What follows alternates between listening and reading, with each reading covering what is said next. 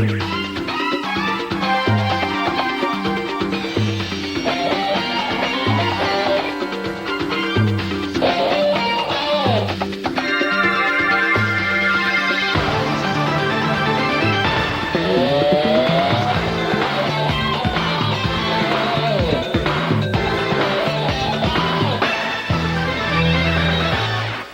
video brought to you by Coffee Brand Coffee. It's the best coffee branded coffee that's coffee that's branded coffee. It's coffee. It's really good coffee. You should check it out. Go to coffeebrandcoffee.com. Use promo code VETS. That's VETS VETS. Get 10% off. Coffee!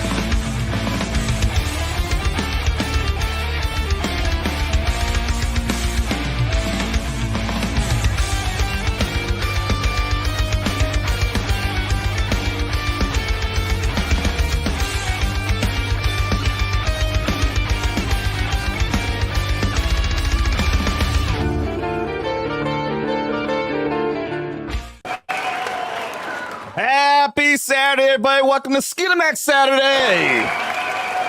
Here on Vets Talking, where we managed to get the right intro to play. I saw Rumble just announced that we're live on Rumble. Everything seems to be working out. We're actually on time. Yeah, everybody. This is a good Saturday. Look at this shit. We're getting professional up in this mug.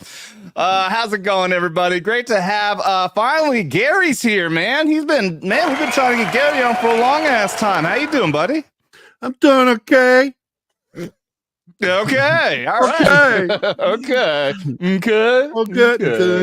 Drugs are bad. Okay. Happy Saturday, guys. How's everybody doing? I jammed the shit out of my knee today. So my show, and I was supposed to stream with Script Doctor today, did not happen. Because Tom from Midnight Sedge and I do a show on Saturdays called Tom and Gerry instead of Gerry. Clever. Yeah, whatever. Here's a life hack. You're supposed to wear knee pads. Well, I wear bifocals, or trifocals. I'm sorry. They can really complicate stairs, and it lied to me, and I just jammed my knee down.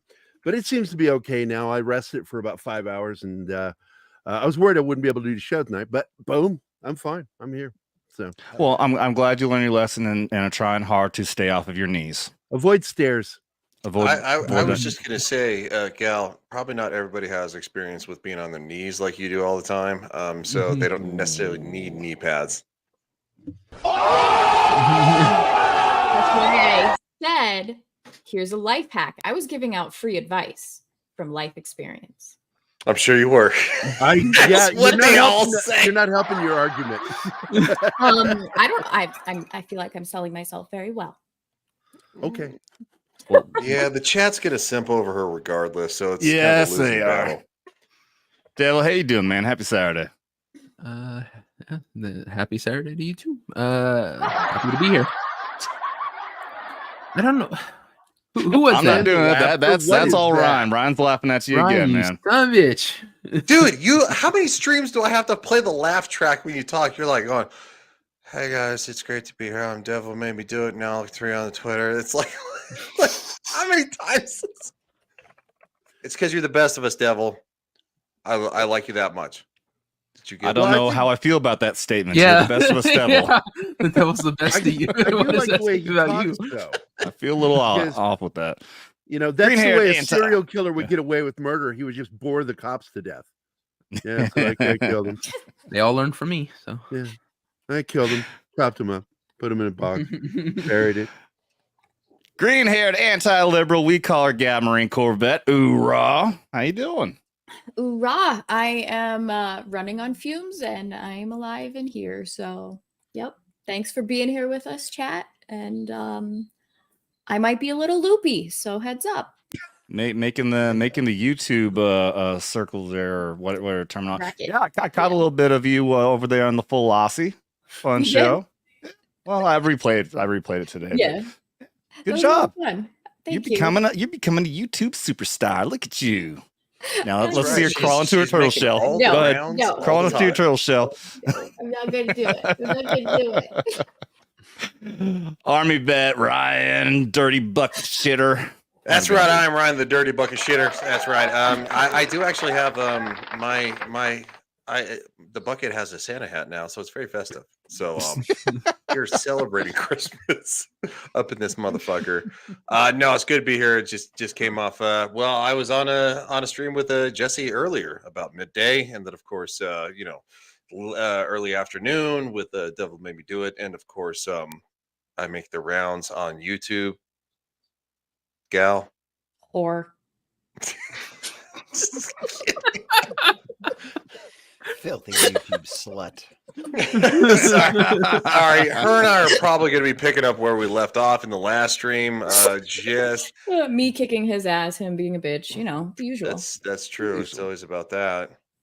Nobody here has been on their knees more than once. Oh wait. Oh no! Oh no! Hey, look who's here! It's Xwing, everybody. Does that mean I need to switch What's up, boys? again? What's up, man? Damn it! Weren't Yeah. you putting up your tree earlier? Yes. I was on a stream earlier with the common nerd. Extreme was in the chat. We were talking about nostalgia stuff, so that was kind of fun. But Yeah, full blown nerd stream. That was awesome. Actually, That's the what we do irony of the best. fact that you said that you used to get made fun of for being a nerd, and I'm all like going, Oh, yeah. you can't be a small guy like now. So it's like the irony is that I wasn't either, but we got made fun of for being nerds. So, Yeah, 100%. I mean, they look. It was not cool. And you know what's so funny is like I hate hipsters. I abhor Yeah. hipsters. Like they just piss me off to no end.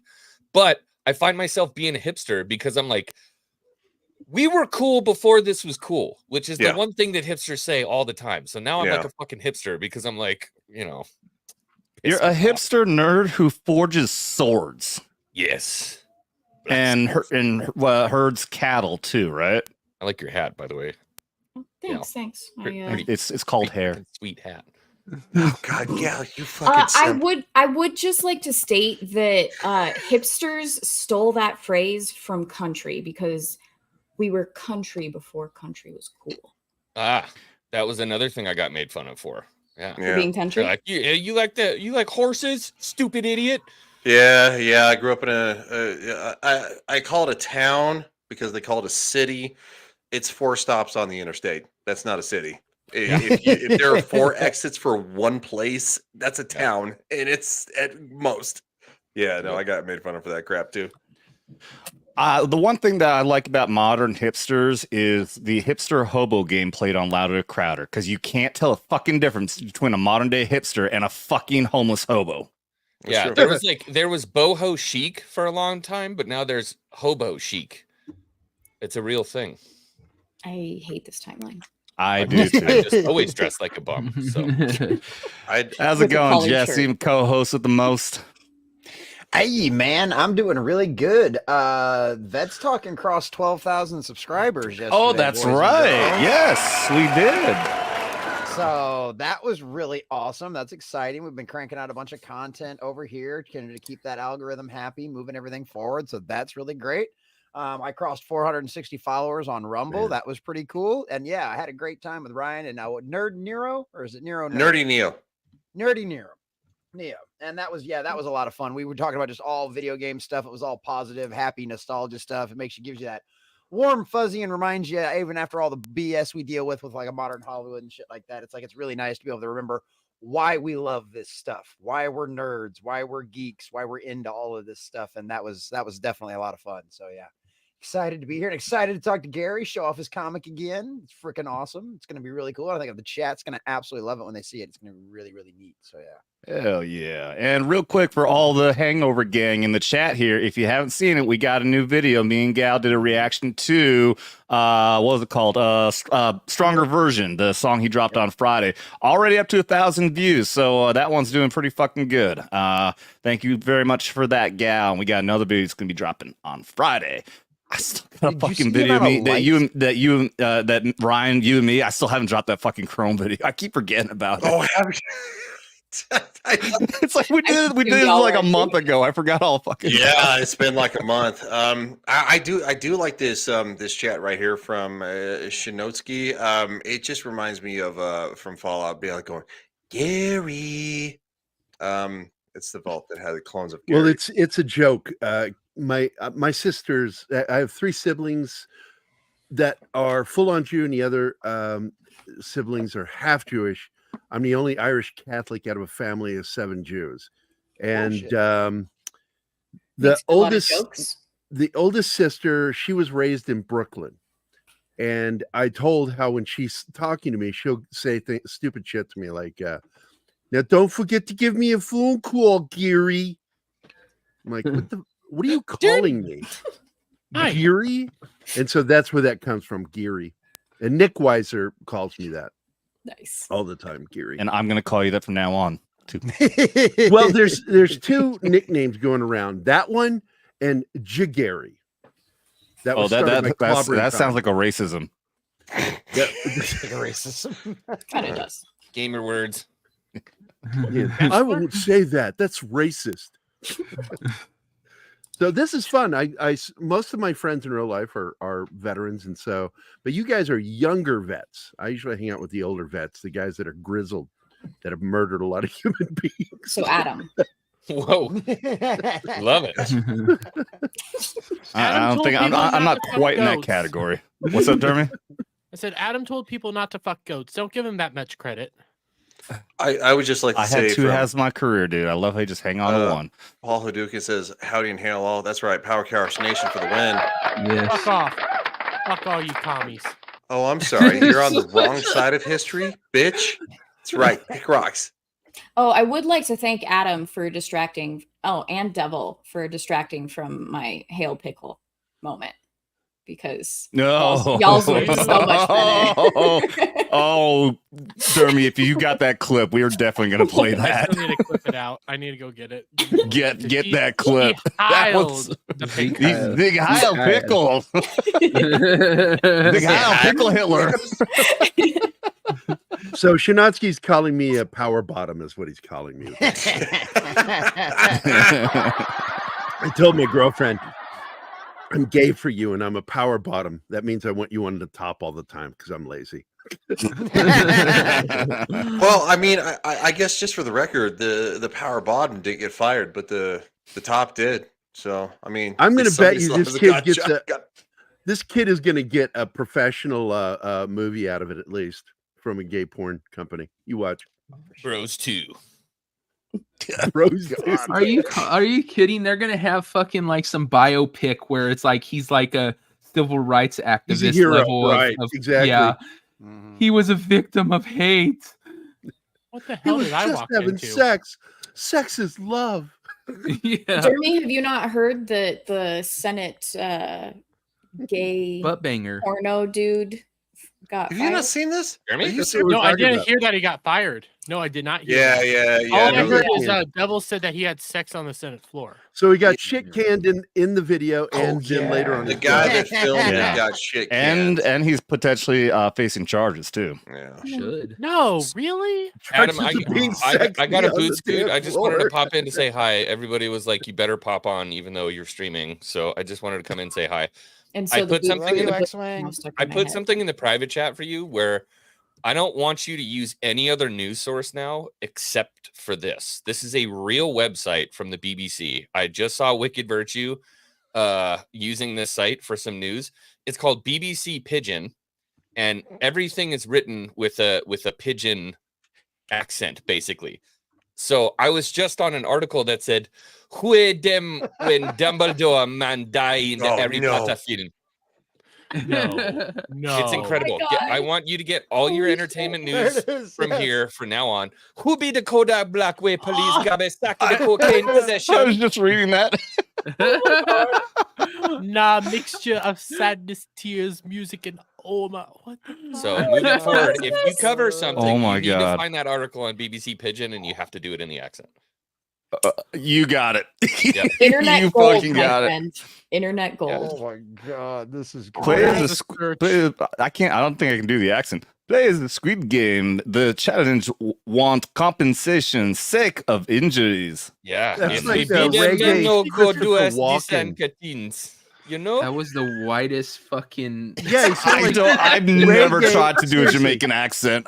He sounds like Well, reggae Devil, he is Christopher a fucking Walken. honky, so you, Yeah, You know, You need like the Uganda Knuckles voice to do these. Do you know the way? Yes, Do you know why the is way? almost every why is have you almost every seen the article Jamaican about Bob black person? 17 man? It's like going, wait, what? What are you talking about? Yeah, Want to All look up- right. it's beautiful. Thank you so much Anyways, for this. Yeah, I just wanted to pop in and ruin your day. I'm Xwing. Everybody have a wonderful night. Later, Good buddy. I know, there- That bastard. All right, real quick. Say hi, Dermy.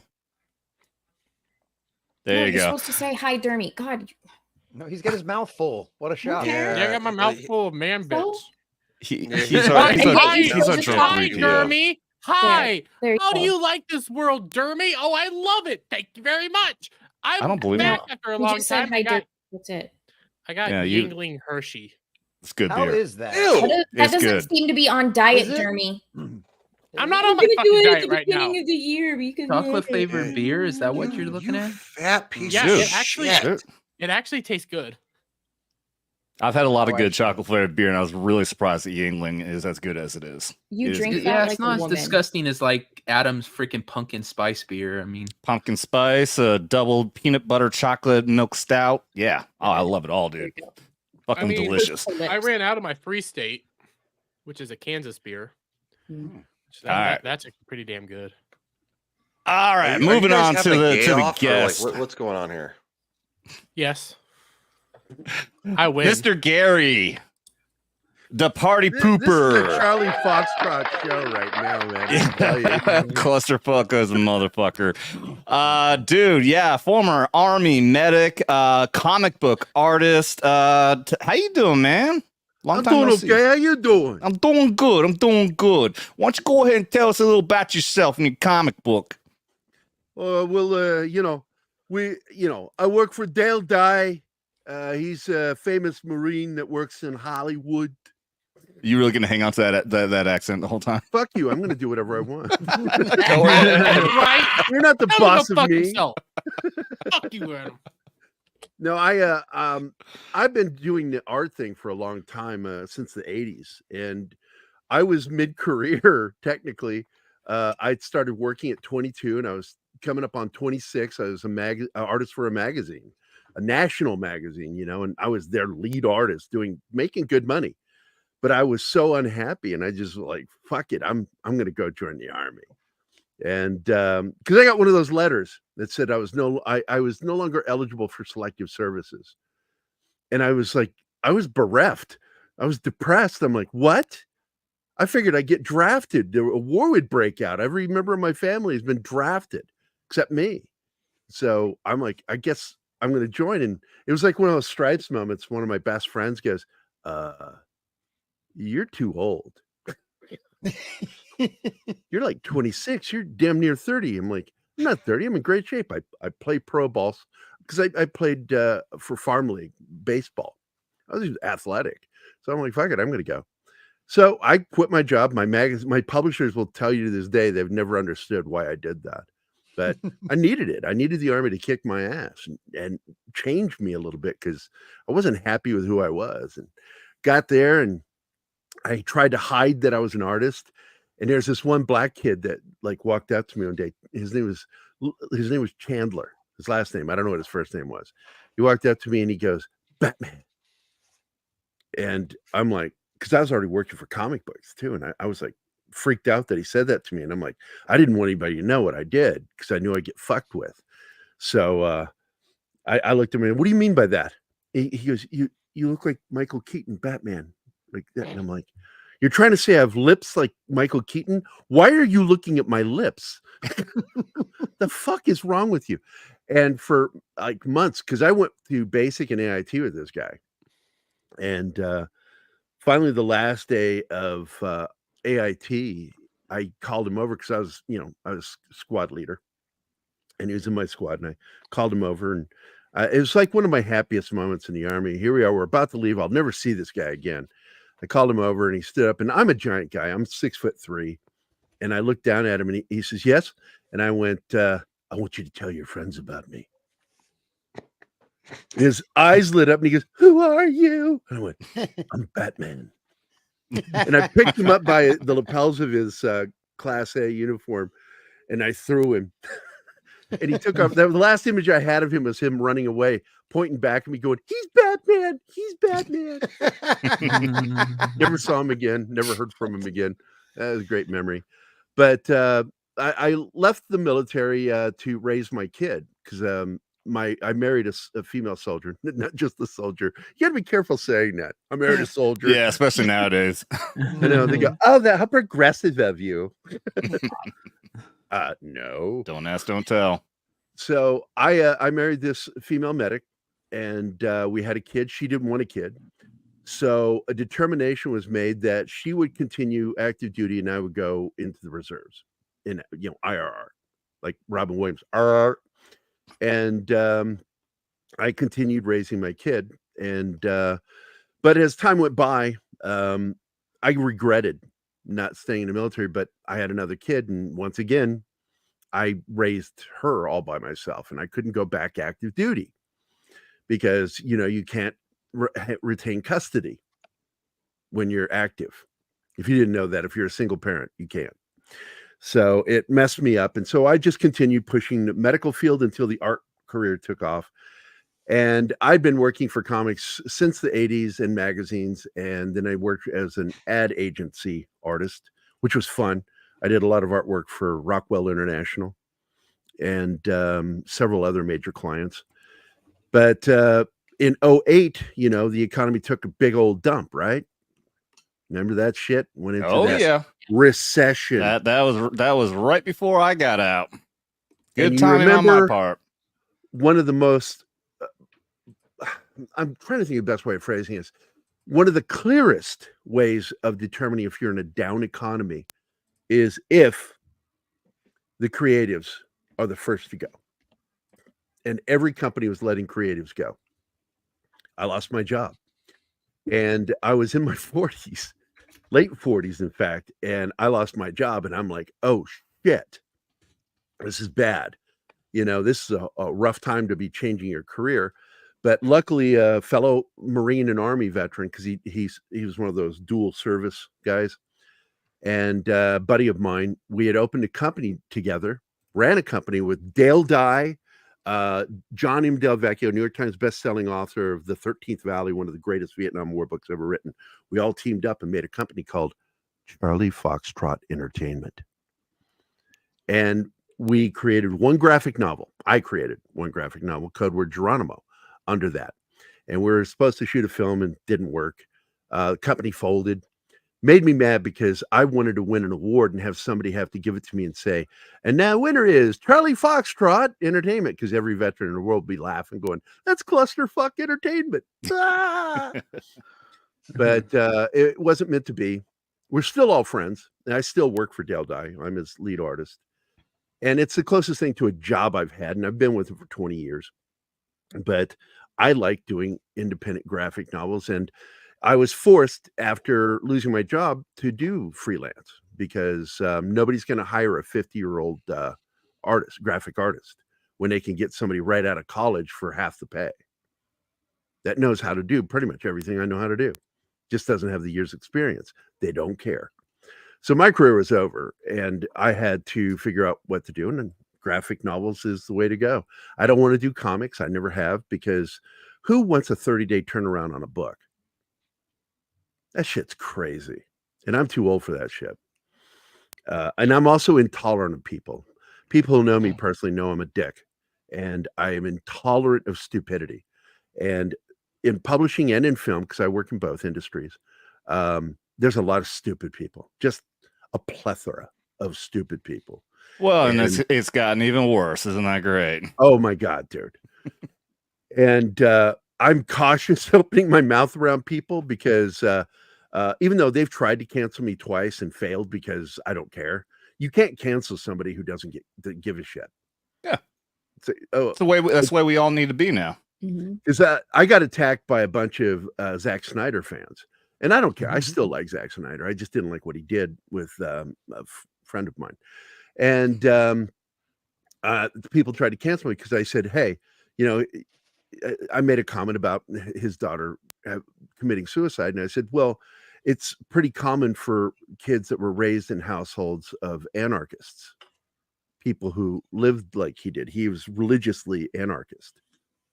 And I'm like, they don't teach their kids how to be centered and how to have a life. They just teach them that there's nothing in the world, and so of course she felt that way, but the way I phrased it wasn't very nice, and I got attacked, and I ended up being interviewed by somebody from NPR about it. And she pretty much got the idea pretty quickly. I don't give a shit. Because somebody wrote me and said, "Did you say this?" I said, "Yes." And I said that. "Oh my God." And I said that too. "Oh shit. Everything I'm saying. I don't care. It's like real quick, let's highlight this. Mad says, since you skipped it, no Mad, we saw it. We didn't skip it. It's highlighted. I was This waiting for guy can't even spell his own name correct, but that tracks with him being a pog. Pogue. Mad, I just Pogue. want to say I am this. not a pogue. No, medics are not pogues. We love our medics. I just want to, Mad, I just want to say this for the record, real quick. Mad, this is why everybody hates you. It was said on the stream once before. Mad knows I love him. I know I'm giving Mad crap. And Wookie Be Bad says for $20. Thank you so much, Wookie Be Bad. Dermy, drink. Shot. All right. Start things off right with Wookie Be Bad. Thank you very much. You just start things so you get this. It has begun. Cheers to you, Wookie Be Bad.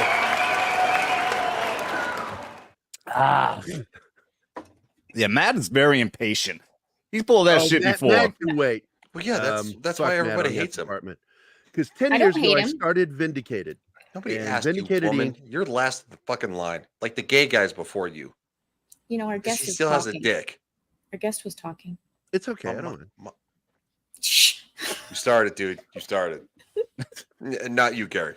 Her. So, horrible. 10 years ago, I started Vindicated. Wait, pull it back up.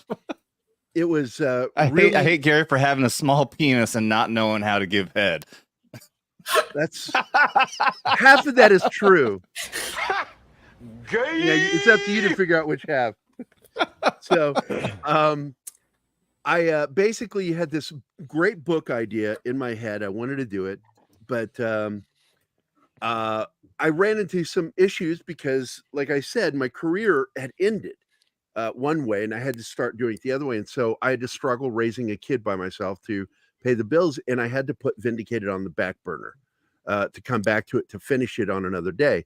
10 years later, we hit the writer's strike this year, and it killed my career again.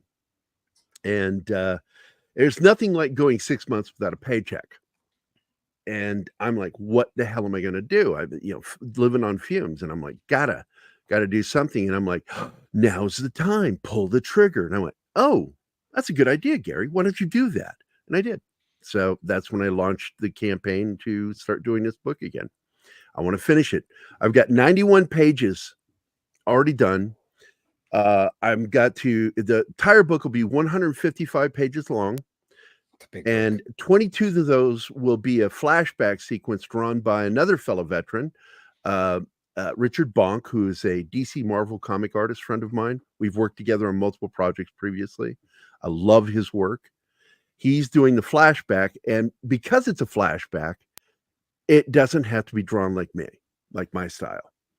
I have a very realistic style. He has more of a comic book style. So I thought that would be the one way we could get away with doing something with another artist in the book, is to have them do the flashback. So Richard's going to draw that. That's a major portion of this campaign, is to pay him. And we're not there yet, but I'm hoping we'll get there soon so I can get him started on the book. And the book is my love song to every combat veteran or warrior, as I phrase it in the book. Every warrior who left a piece of themselves on the battlefield or brought a piece of the battlefield home with them. And the main character, what? Yeah, and I love the premise. Yeah, Jesse was explaining this to me. It's very unique. That he's a disabled combat vet, right? Yeah, he is at the VA. The first chapter, in fact, the first and third chapters are available for free. Scroll down on that page, and you'll see the alternate cover. There, right below that, you'll see 2 highlighted blue links. God judges his heroes by their scars is chapter 1, and chapter 3, a leg to stand on. Yes, I'm being verbally ironic with the name of the chapter. This is a Marc the Cyborg type. I'm guessing. Yes, it is. I like titles that mean something, that have something in connection with the chapter. And that is the chapter you learn that he's going around doing his shit on a prosthetic leg, battling these bad guys, and he's kicking the shit out of them. It's those are the 2 chapters I feel that show you the most without giving away the story. And that's why I made those 2 available. So people will have something to gauge whether this is going to be their thing. I also want to point out that Mike Barron and Chuck Dixon are hailing this story as one of the best comic books they've ever read. And it is gritty and real. It's not superhero shit. I wanted to do a realistic hero based on a real person. In fact, the entire thing was kind of based on an argument I had, or a discussion that I had with 2 fellow veterans about how Batman and the Punisher would exist in the real world. And I said they wouldn't, because they would be caught very quickly. Because they both leave paper trails. I said, you get a tier 1 operator who knows how to work independently, would absolutely get every weapon and all his money from criminals. He would rob them, kill them, rob them, and use their ill-gained money for good. And nobody would know where the fuck he is. I mean, Bruce Wayne, everything's coming from Wayne Enterprises. How is he not going to get caught? And the bad guys even know that the Punisher, or the cops, I should say, know, the FBI and anybody that's a bad guy that wants to kill him knows he's Frank Castle. This guy has to be completely unknown. And so I said, the only one I believe that could be capable of doing that is a tier 1 operator. So that's what he is. He's Delta Force, 75th Ranger Regiment. He's gets his leg blown off in combat when a member of the Afghani Special Forces team that they're co-op with go into a village, and one of them sets off an IED that blows one of his legs off. And I try to show it without being too graphic. I show all the violence. I just try not to be overly gratuitous, because that would be one of the first things people complain about. Well, I think it's being gratuitous with the violence. So I'm not. I'm trying to be artistic with it. The book is in black and white, even though the covers are fully color. All pinups are fully color. But the internal comic art is black and white, because we tried to color them. And God damn it, it doesn't look right. It loses something when you color it. It softens the images. And I wanted that hard, stark, noir feel to it. And I just wrote, I didn't sleep much the last 2 days because I've been heavily editing and writing. And I just wrote the build-up scene for the transitional scene from Act 2 to Act 3, which leads to him weaponizing a 1969 GTO. And that's all I'm going to say. Weaponizes a fucking muscle car. Oh yeah, I like the sound of that. He compared this comic seems, or a book. It seems epic, man. It looks really good. Yeah, play the trailer, fucking cool. By the way, those are the quotes I was talking about right there by Chuck Dixon and Mike Barron. Meet the Seattle. Yeah, these ones right here. Yeah. Let me I'll refresh the page and they'll pop back up. Okay, while we wait for that, I'm gonna highlight You can actually see Big it better Rob, below. who's a fellow medic, 75th Ranger Regiment. Oh, he's gonna like this. That's a Dropping hero. a 40 over on the Rumble side. Says, welcome, fellow medic. Buddy of mine did graphic art / stories for us on deployment. Nice work. Drink up, you scoundrels. Hell yeah, dude. And that does mean full shot right here. And let's see. Since Dermy's here, Dermy hasn't even been here for a while, but we're gonna mushroom stamp Dermy on the fucking head.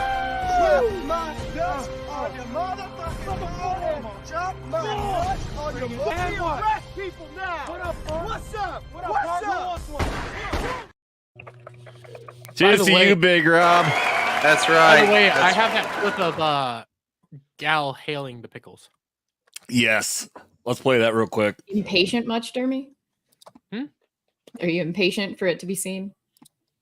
Maybe a little bit. Because I may or may not have edited it a little bit, just saying. You are such a hold on. Hold on. You edited it? Really? I edited it, yeah. How'd you edit it? All right, let's just see. Let's just see. Edited it. Pickles, that is accurate. Pickles, that is accurate.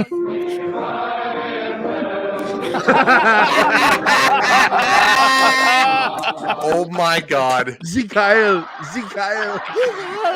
Play that again. Listen to her. Everyone was saying it. Pickles, that is accurate. Yeah, but you. Accurate. I know.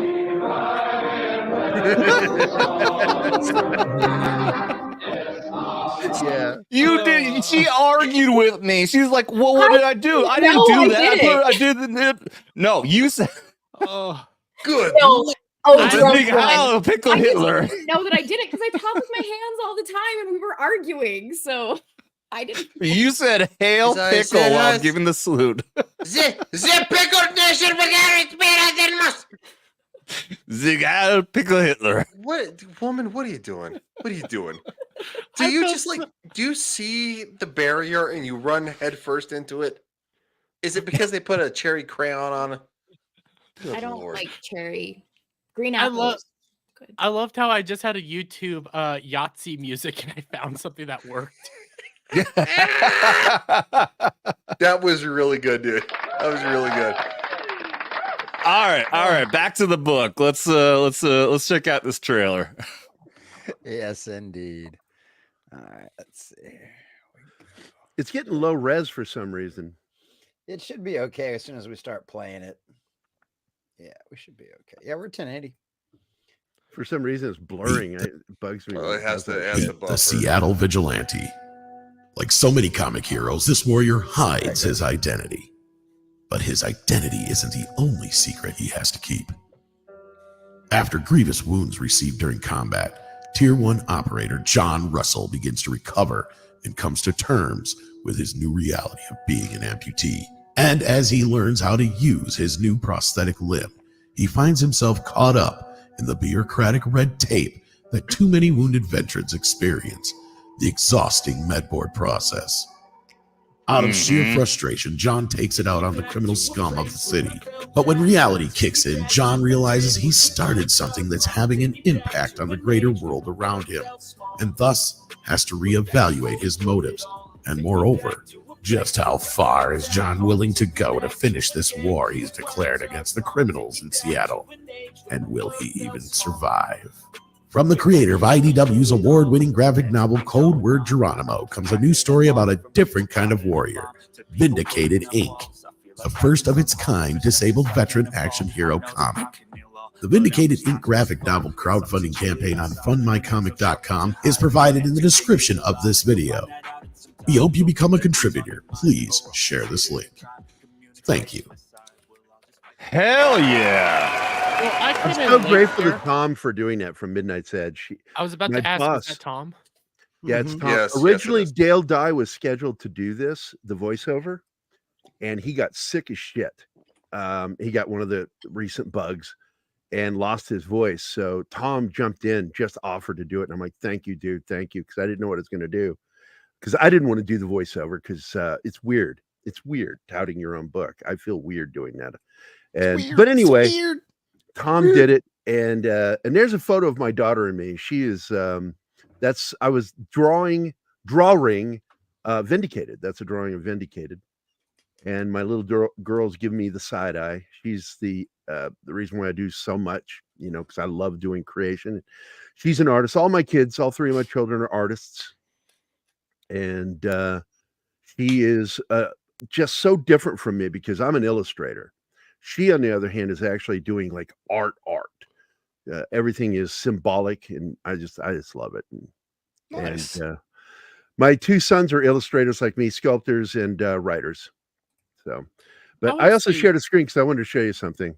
I would say I don't have very many photos left from the military due to a divorce, but this is one of my favorites right here. Me in the barracks reading variations. I applaud this. Yeah. I made $25 off of that, renting it out to people during training. Oh, dude. No. You can tell which one's me. I'm the giant. I don't know which tour it was, but I mean, we went on a training deployment somewhere at some point, and I made my bed, and then I felt something underneath, and it was a fucking porno. The people, this is like temporary barracks. Like, yo, I just found fucking gold. Somebody let me. I know that's like money, man. You found money. And I was just happy none of the pages were sticky. Oh yeah. I bought on the flight to basic training an import tuner magazine. And trust me, it got me through many times in basic training. Well, because the ladies look for that were shit very too. You got to be careful. well, I know because they locked our stuff up, right? In the personal locker, but if you're smart, because here's the idiots in the barracks would do stupid shit like hide it behind the foot locker. One idiot, because we had the metal bunk beds, they lifted it up and put shit down into the pipe of the bunk bed. They got busted. Some guys put it up in the drop ceiling. I'm like, don't do that. I went into the bathroom there. We went to boot at Fort Leonard Wood, and they had showers. That's where I was at, Fort Leonard Wood. Okay, That's you know where the tiled bathroom near the showers. At the end of that, down at the bottom, all of them are designed this way. Those old barracks have a vent. That vent comes out, and it's hollow inside. Yeah, and I put all my porn and food in there. I never got busted, not once. You got to be smarter than the drill instructors. Yeah. By the way, this one is one of my favorites from boot. I got the expert grenade badge during boot. You can't do that. You can get marksman. I got expert, and here's why. The guy heard that I was a pro ball player in Virginia. I played for Fredericksburg, and he's like, guys tell me you can hit anything. I said, I'm pretty accurate, because that was a game we'd play. Name something and I'll hit it with a rock. And if I hit it, you got to pay me money. I love that game. And so they told this sergeant that was the head of the grenade lane. And so he's like, I'll tell you what, you get that grenade inside that 2.5 window in that 1 split second you got to aim, I'll give you the day off. I'll sign you off. You can get the fuck out of here. I went, okay. So you know how you do it. You squat down, you get your hands together like this, pull pin, extend arm, stand, release, and then you got to drop, right? I drop down and I hear everybody go, shit, fuck, god damn. And I jump back up. I said, did I get in the window? And the dude just signed it off, handed it to me. I heard one of my buddies go, dude, you took the dummy's head off inside the truck. Well, yeah, of course I did. I couldn't have done that again if I tried. Wait, Gal in the truck? Why was Gal in the truck? So at graduation, this guy calls me out of formation when we're getting ready to leave. I'll go into the next training, next phase. He calls me out in front of everybody and awards me this pen. And nice. That was really, dude. Clearly, something's changed since you were in, because the grenade range, you'd have to be really bad if you didn't get expert. Like everyone in my basic train had that, except for like a couple of people. marksman was what everybody got when I was in. Expert came later when you're able to fire, like train with the rocket propelled. Yeah, there's none of that. Like it's an obstacle course that we had. I mean, maybe everything's different. It's an entire obstacle. I can't remember how many events it is, but it's different ways that you had to deploy the grenade. You know, you had to roll in and throw it into a window. You had to do just a multitude of different things. And your base is basically what is this, Die Hard? Yeah, no, dude, that's what we had to do. Like there was the one where you had to there's a fucking bunker that had a window, and it was at crouching level, and you had to roll to the side so that you're not seen, throw it in, roll away, and get behind in time for it to go off. That was it's all pass or fail, and they were all events like that. Different ways to deploy the grenade, and it's all pass or fail. So my point is, like, if you fucking failed enough that you didn't get expert, somehow you're really fucked up because everyone got fucking expert. No, that's not a thing that happened when I was in the military, in the army. We were in around the same time. I mean, maybe it's just based on different. I was in from 2000 I went to basic training in 2000 at Fort Sill, so maybe it's just different bases. I don't know. It must be. I don't know. That doesn't make sense. I'm not lying, dude. That's what we did. I'm not saying you're lying. Easy, dude. Oh my God, Jesus! Like, did you grow a vagina all of a sudden? Just kidding. You're so salty. I'm not salty. Our vaginas. Yeah, you are. You're kind of triggered. Well, we learned last night that vaginas can smell like quiche.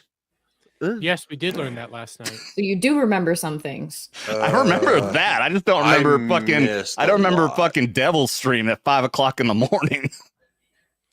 I remember the one smelling like strawberries once. Sorry, go ahead, Gary. It's okay. Scott's outside asking me if I want some pizza, and I'm telling him no. Yeah, I love how I just had my dinner before doing the show, and I'm stuffed. But here's a cool picture. I can't remember everybody's name from. In fact, I remember this guy is just simply calling him Angry Eyebrows. He had the angriest eyebrows. Gulak was my buddy. JT was this guy that would wake me up because I was already a medic when I came into the army. I was an EMT. And he would wake me up. Man, my arm went to sleep. My arm went to sleep. Did I have a stroke? I went, no, you fucking slept on it funny. Go back to bed and leave me alone. And this guy's name was Freddy Credura, but you guessed it. That was what he was called, as Freddy Krueger. And he was our fact guy. He collected information for the drill sergeants. That female drill instructor was a bitch. I had one like that too. In fact, well, it was in basic training. I had a black male and a black female, and she was. You could tell when she was on her period. Well, they also feel one, reservists. She was a reservist. Two, she was a female. And so they always feel like they got to be meaner than the male instructors. And so they're constantly on your shit. We had one we called the Chicken Lady. She looked like her fucking hair was like this weird curly fucking thing, and she was not mean at all. You could tell like she did not want to be a drill sergeant. You can tell like in real she was the fucking sweetheart. But yeah, nobody was fucking intimidated by her. This guy, that was Teddy. He was a gangbanger, and he was involved in a shooting and fled New York to go in the army. I told everybody, keep away from him. This is an open base. Pull that chat up again. Go anywhere near him. You might get shot. Pull that chat back up. And then there's me, the giant. I'm bigger than everybody. That female drill sergeant was a bitch, but I fucked her anyways. Here. No. We had another reservist that showed up, and he heard I was older than everybody. I was a squad leader, and I don't know what it was. That's me and my late ex-wife. She passed away, cancer. And that was my best friend in the army, Julio. Me and Julio down by the schoolyard. That's Dave Hope, my sergeant. With the old gray PTs. Those are getting phased out when I went to basic training. We were actually the first company to get issued the new PTs. All the older classes all had those grays. That was the last. So fuck you, dude. I had the grays. It wasn't until AIT I got issued the fucking new ones. Yeah. When did you join? What year? I literally joined. You went to basic when? I actually September 4th, 2003. I shipped out. A month But you after got the grays? I got the fucking grays. We all did. We didn't have that. I went in 2000, and they're already bringing up the new shit. Yeah, because you're sucking somebody's penis. And sucks dick. Yeah, that's really how it works.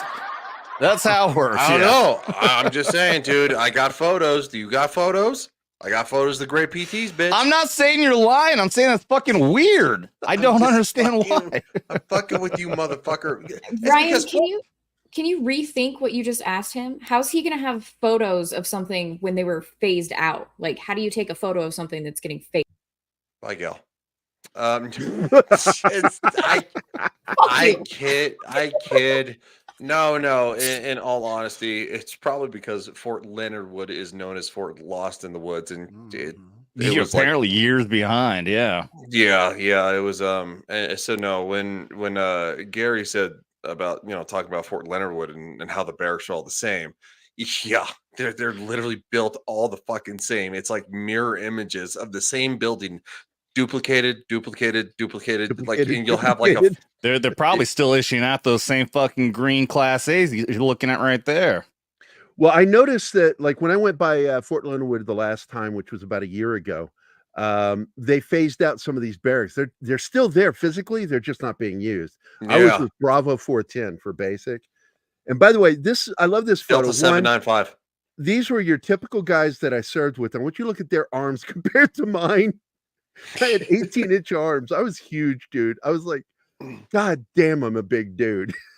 And that's a mural I painted in the barracks because the drill instructor, the way he found out I was an artist was I did a caricature of him where he looked like JJ with big giant lips.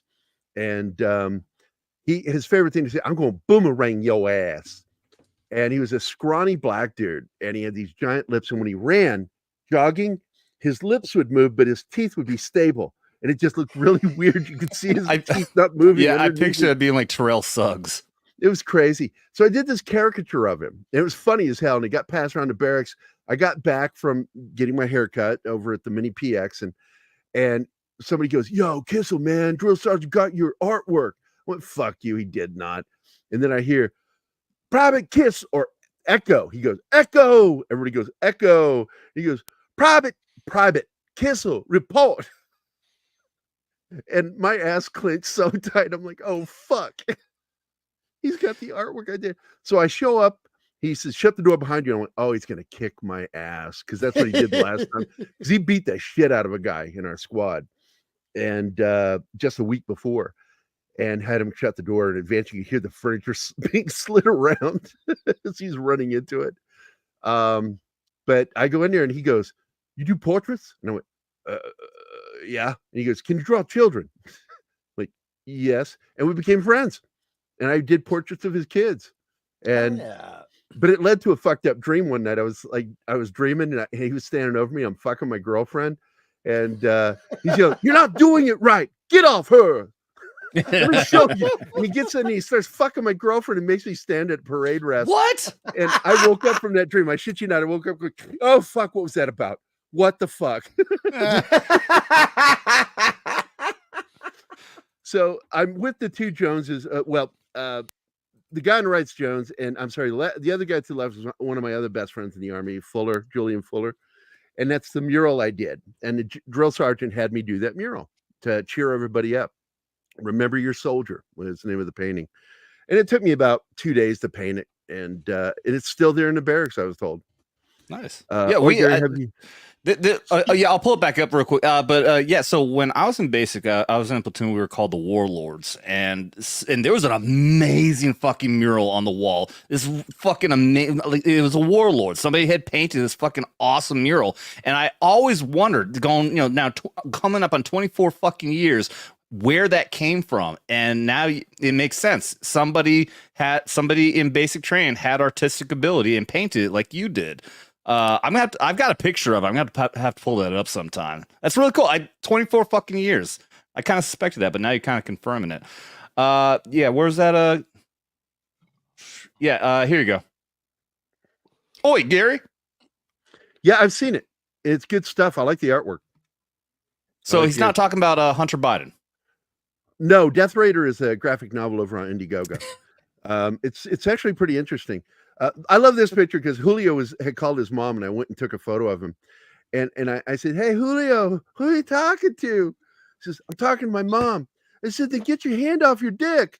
And he put the phone against his chest, motherfucker.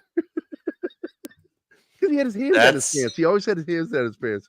That's what the phones looked like. There were no cell phones at the time. You had to use the pay phones, and you had. You got to use a phone. Cool Yeah, we had story, payphones in the Grandpa. barracks. Absolutely. Yeah, we used the phone when we first got there to say, "Hey, look, I'm not dead, Mom. It's great to talk to you." Exactly and you had what like it's 30 for. seconds, and then you got the call like maybe 3 months later. There was I always know, a yeah. line. I'm trying to always a recall. Like, line. I just don't remember using the phone, but my memory does suck. Everybody knows that. Yeah, there were They literal use pay cell phones. phones in boot camp now. Are they? They're you allowed have to turn to. them in. You have to That's turn what I them in, and once you're allowed access to your personal belongings in the lockup, then you can start using them again. But You you're get expected to access turn them on in after the weekend. Everything gets turned back Fuck in. the army and your stupid ways. Oh, I'm sorry. Fucking I get didn't your realize that You get your personal shit on the weekends. Fuck I'm off. sorry. I didn't realize that the Marine Corps was exempt from this with painting 3 months of nothing. painting letters. Well, the that's what it was bullets, for me. the rainbow color Letters, for that's it. LGBT inclusivity. That's right. Now I'm going to tell you this photo. One last photo. Well, This is John okay, go Davis. ahead. He is my middle child's godfather. I took that photo because he was drooling, and I thought it was funny. And every time he would meet a girl, I would show them that photo. I said, "This is what you're going to wake up to." That's fucked up, Gary. I told you I'm a dick. I'm notorious for doing shit like That's hysterical, and I celebrate this. that. It's just, I don't know, man. You learn it. I learned it from my dad because my dad, every time I would meet a girl, he would show them a photo of me with a tiny dick when I was a baby. Like, fuck you, Dad. God, you're an Poor asshole. family. But this is, right now we just started this last week because the first week nothing happened. I wasn't doing any shows or anything, so we didn't make any money. But this last week I did a lot of shows, starting with Midnight's Edge, Loki, and all those others, and we are now at 2075.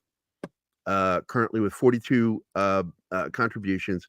We need to keep it going. I need new people that haven't seen this so far, that want a book like this that talks about soldiers in a heroic way. I don't want to do superhero comics, never been interested in it. I love reading them, don't want to do them.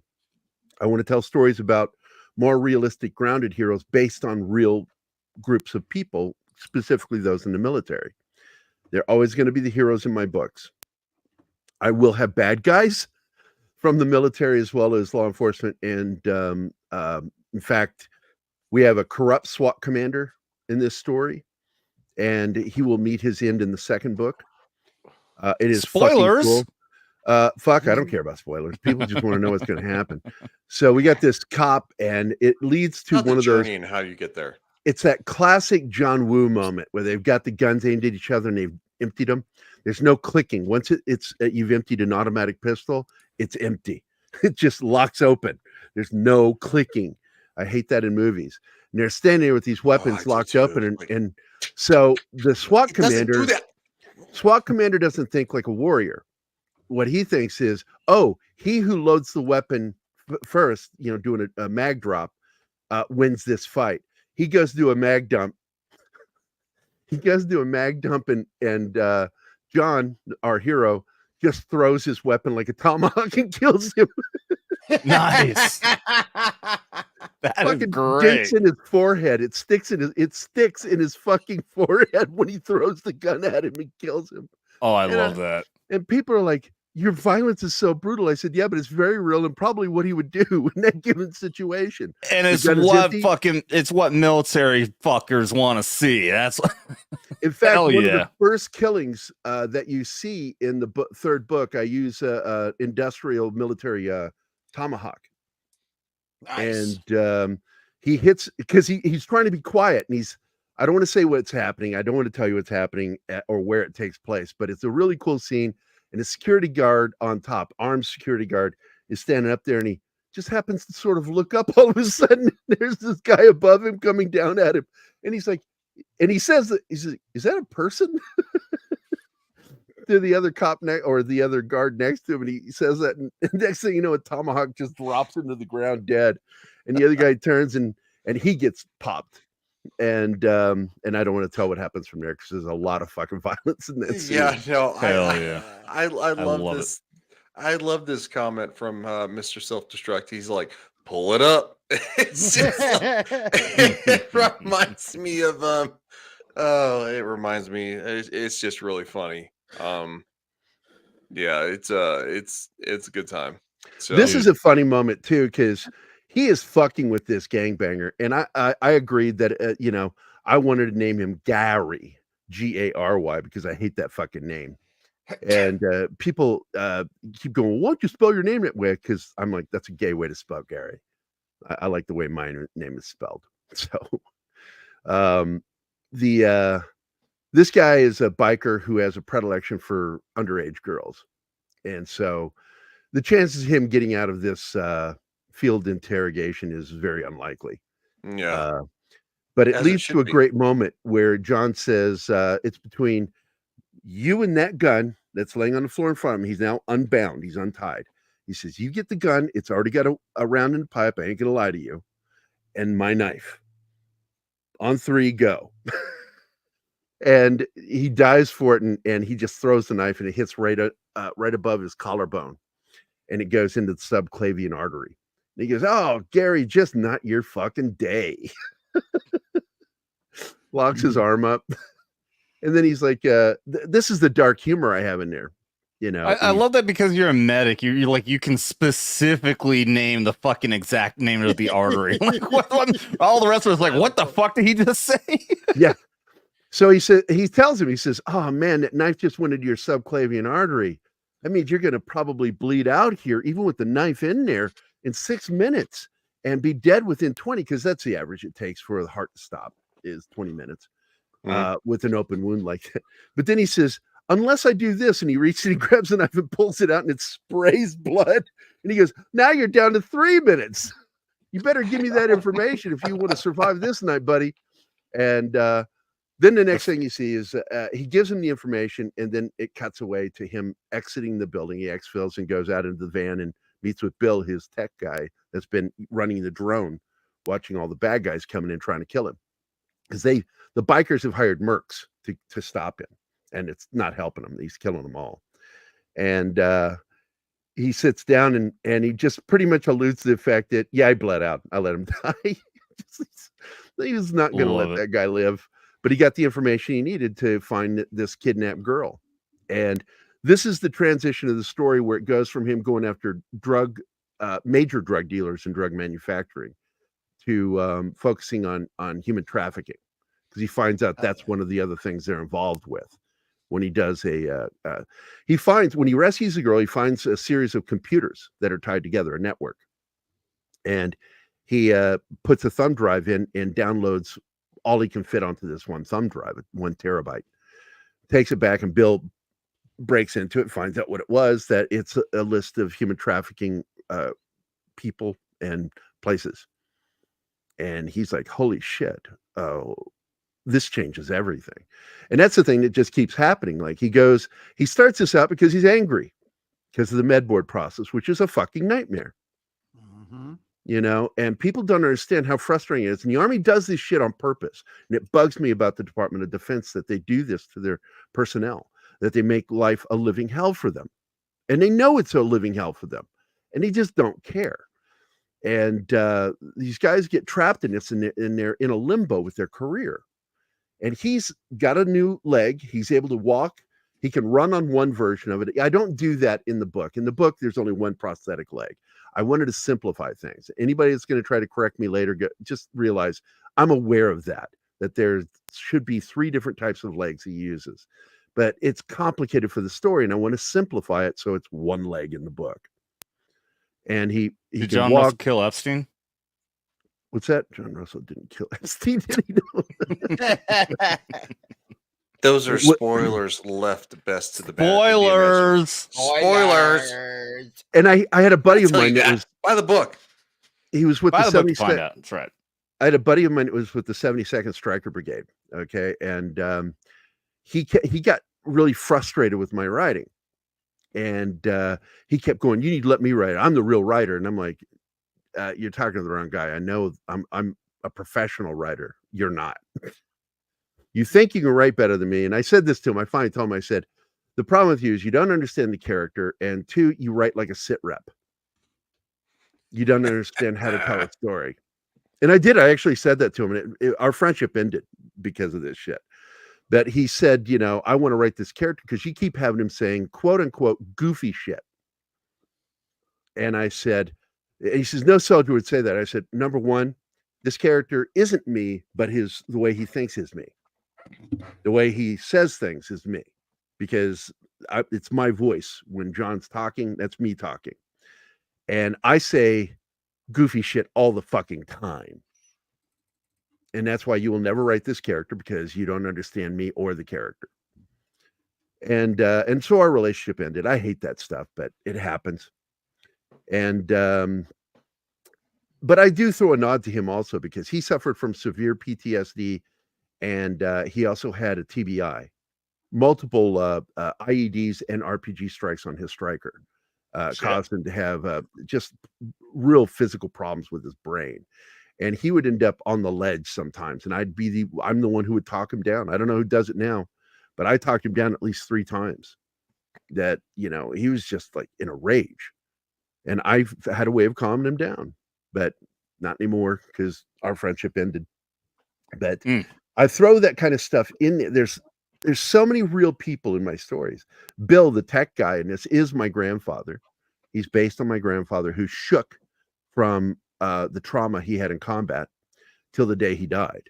He had terrible hand tremors, and the only time his hands would stop. Oh, by the way, right here, I establish immediately he's right-handed.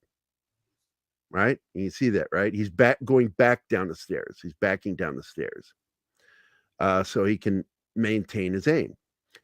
But then on the next page, you'll notice he's no longer holding it right-handed, and it's the first time. I would wish this had been published earlier, because it is the first time anybody has ever seen in film or in comic what's called a shoulder switch, which you're trained to do when you're in CQB. Yep. And in CQB, you're taught that if you have to go around a wall to your right, shift shoulders. If you got to go up a stairwell or down a stairwell, and you have to maintain alignment on a target, a door, what have you, that if in order to do that, if you have to shift shoulders, shift shoulders. Yep. Nobody ever does that in film until Kill List did it with Chris Pratt. Chris Pratt did an actual shoulder switch in the final episode. I'm actually really surprised as amazingly accurate with and all the training that Keanu Reeves did with what John Wick. Thank you that they didn't fucking do that in there. I mean, because he trained, he got so good at that, but yeah, he didn't fucking transition to his weak arm. Yeah, you're trained that if you have a weak, especially if you are a ranger above. We did it. I wasn't even a ranger. I was just regular Army. We learned to do it during CQB because we were being taught by rangers. My sergeant, both my sergeants, Sergeant Eugene Tevez and Sergeant Tom Parker, were both of those guys were rangers, and they taught us how to do what we did. And I love that. I appreciated it more than anything. Yeah, that's a very interesting detail you put in there. I like it. It's little things like that that most people won't notice. I had a compliment. If you go to the interview, because I was interviewed this week by Bleeding Fool magazine for their independent comic section. And a guy made a comment on the page that this is his favorite page right here that he saw. He loves him breaching through that window, popping the glass, and then going through it. Yeah. There's a better scene later in the second book. You see a little bit of it at the beginning when he gets hit in the chest by the sniper. That scene ends with him killing that sniper. And you'll see it in the second book. It won't appear in the first book. And in the second book, he's triangulated by these snipers with SWAT. And he's stuck on this roof and he can't move. He's trapped and he's like, how am I going to do this? And he remembered something. that many of the snipers that are in SWAT aren't militarily trained. And he was going to take his chance, and he flashbangs the sniper. And the sniper automatically would track whatever he threw. So he throws something at the sniper, and the sniper tracks it, and the commander yells, "No, don't!" And it's too late. He's tracked the flashbang that goes off in his eyes. And he immediately pops up and drops him. Nice. And now he's not triangular anymore. There's a blind spot, and he finds the blind spot, hides, stands up, and takes his M4. He uses a SOP mod M4. The only thing he doesn't have on it is the GPS. It's not necessary. And he does a classic, it's my nod to Escape from New York, where Snake Plissken shoots a hole in the wall, a circle, and then kicks through it. I do the same thing, but it's with the roof that below his feet. He shoots a hole with the M4 and then stomps and falls 2 stories to get away from these guys trying to kill him. And it's I don't want to tell you any more than that, because a lot of shit happens during that battle. Dale Dye read that script. Dale Dye, you know who Dale Dye is, read that script, and he said, "Son, that is some of the best combat action I've ever seen written." Hell yeah. I'm like, thank you, sir. That's awesome. That's awesome. Hey, we got. I got to get to a super chat here. This Big Rob dropped this a while. Big Rob dropped this a while ago. Over on the Rumble side again with another 20. Big Rob says, old commander was first amputee to ever combat return to duty. And my buddy Joe, I am not going to try to pronounce that name, was the first Special Operations Forces amputee to return to duty. What? You were given $20, sir. You will pronounce that name and you will love every minute of it in your mouth. Kapaskuski. Very nice. Joe Kapaskuski. I didn't want to do it because it sounds. I'm going to disrespect him. I'm pronouncing it fucking terrible. Was the first. Was the first special operations forces amputee to return to duty. Awesome that you captured that into your art. Respect. Drink more, you scoundrels. Excellent. Thank you very much. Actually, and Dermy, for that, we're gonna shit. punch Dermy in the dick. And I know the. Come on now.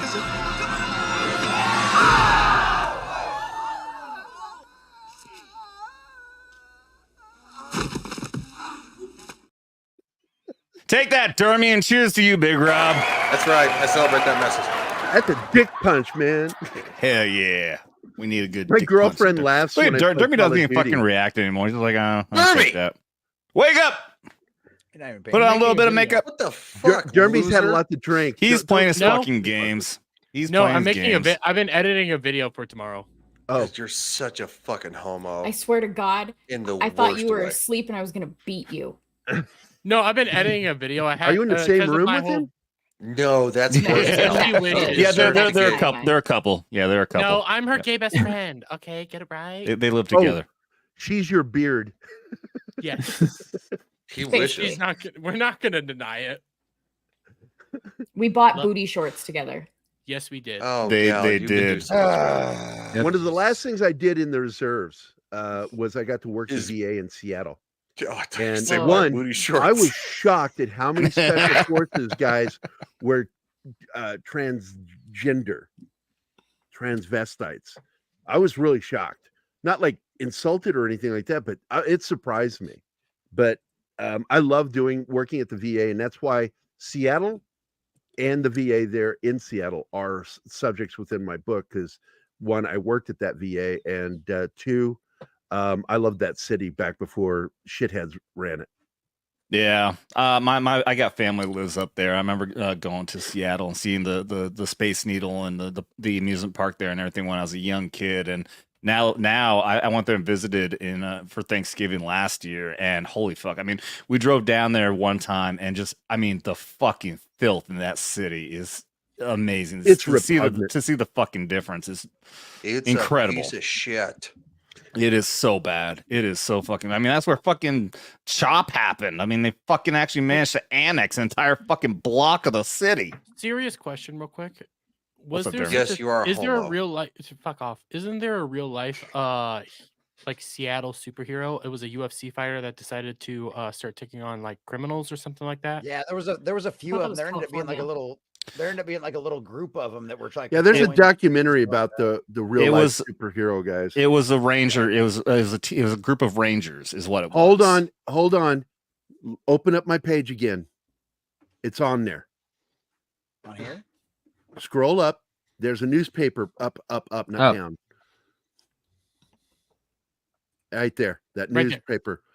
That is what inspired the idea of doing Vindicated.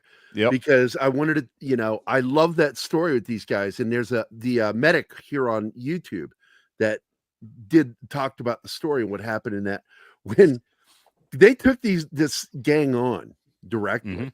And it was like one of the really bad gangs, like Crips or killed Bloods, some right? of these guys, but yet no bodies were found. I don't know if the gang did that or if the cops did that to help cover it up. Gang. I think there was a new one actually during the whole BLM riots. There was a UFC fighter that went out there and started fighting against like all the rioters and stuff. Oh, I think I know what you're talking about. Yeah. Yeah, they were the rioters were saying, "You're helping the cops. What the hell are you doing?" It's like he's being a hero. Right. This one's epic though, because this retired ranger bought this house really cheap because it was in a terrible fucking neighborhood, and he had all kinds of issues with the fucking gangs around, and he got them pissed off, and he knew damn well, he got to a point where he knew damn well they were going to get him. They were going to go in there. So he called up a whole bunch of his fucking ranger buddies, and they fucking locked that shit down. Fucking had a fucking plan of action in place. Battle rattle and they fucking killed these motherfuckers. Hell yeah! Took them down. And when I read that article, I'm like, I'm going to tell a story about guys like this, and that's what Vindicated is inspired by. Is shit like this. He was also inspired by I just forgot his name. The colonel that lost both legs. He was in the movie Battleship. And originally, when I was going to do the comic, he had both legs missing. But then I realized I can't do that. In fact, he has to have a below the knee amputation for him to be able to do what he needs to do. Yeah. And so I limited. But originally, it was 2 legs. And Kurt Yeager, the actor from Sons of Anarchy with the prosthetic leg, he's a buddy of mine. I sent him the story, and because I originally wanted to pitch it also as a film or a TV show, and he's like, "I'm all in." In fact, he's my partner on the project. He doesn't put money into it. What it is that if we ever do get someone to pitch this, which Script Doctor is planning to pitch this as a movie, that he has first right of refusal to play the lead character in it. And I have several other actors who are in the comic book who signed away their likeness agreements with me so I could draw them into the comic book. And it's really awesome having these guys in there. And because it's sort of like casting my own movie, but it's a comic book, but it's not a comic book. It's really a static movie. It's like stills from a movie. That's what my book is. That's why it looks the way it looks, because it looks like a movie. It's meant to look like a movie, from the angles I use to the 1, 2 shot, 3 shot, extreme close-ups. Everything is done the same way you would do a film. That's awesome. Jesse, if you can go ahead and drop the link for that one more time, that'd be fucking great. Yeah, dude, I want to check this out. I really do. And anyone out there, I mean, I know we got a lot of vets in the fucking chat here, guys. Obviously, this sounds like this is something for you. If you're into comic books and you're a vet and you like fucking seeing cool ass shit, fucking people getting fucking skewered by getting a gun thrown at them, fucking check it out, man. That's awesome. That'll be in the second book, not the first one, but the first book. Okay. Spoilers, yeah. Spoilers, you get to see it in the second book. In the first book, you get to see 1969 GTO versus biker gang. Nice. That's all I'm going to say. It's fun. I wrote it and I sent it immediately to Script Doctor. Script Doctor's like, this shit is awesome. He's on a what do you call it? Not a dry dock. What's it called? Loading dock. Mm-hmm. One of the long ones that you see along the waterfront there in Seattle. And he knows where they're going to be. So he's on the loading block, and he's like waiting for Bill to tell him how many feet from his location they are. He's giving him live actionable intelligence because he's got a drone up in the air watching him, and he just guns it, and he just goes off that fucking dock through the air at the two lead command. What do you call them in gangs? I forget what they're called. The guys that are in charge. They take military Gang names. leader. They're like lieutenants. I think they're lieutenants. Oh, Yeah, I think A capo. Yeah, Yeah. capos are in the mob. I think in Oh. bikers they use military lingo. Yeah. And so you got these two lieutenants in the front of this gang. There's 8 of them piling down the street, and he fucking just mows them over. I won't say how he does it, what he does, but it's fucking bloody and gory, and lots of body parts go flying. It's not surprising that a biker gang would use military thing because a lot of the original biker first gangs biker gangs were military vets. Yeah, they were Vietnam vets. that came My back from the grandfather war. was one of them. He had a what is that called? The Indian Chief, I think, was a motorcycle. Yep. He brought Yeah. back The from Europe Indian. with him when he came back from World War One, and he rode around on it with friends. I clearly know Yeah, we exactly got how the, all this works because I've watched all of Sons of Anarchy. Okay, I'm fucking. Well, then you know who Kurt I'm Yeager goddamn- is. He was in Sons of Anarchy. Oh, Kurt, really? The main character, yeah. I was only He's making the a one that joke. he's the one that Ron sends into that mobile home and then kills him, tricks him into going into mobile home and then kills I mean, him. and his I buddy. do assume in that show that they probably do pull a lot of real information on how this shit like works. So I mean, A yeah, lot of the terminology and everything is probably very accurate. Good A lot of show, the fucking great show. A lot of the history and stuff that they put behind the Sons of Anarchy, that club, is very similar to a lot of that kind of stuff. It's similar based on like the Banditos, a little bit of the Hells Angels, and a little bit, honestly, it kind of sounds kind of weird, but the Gypsies.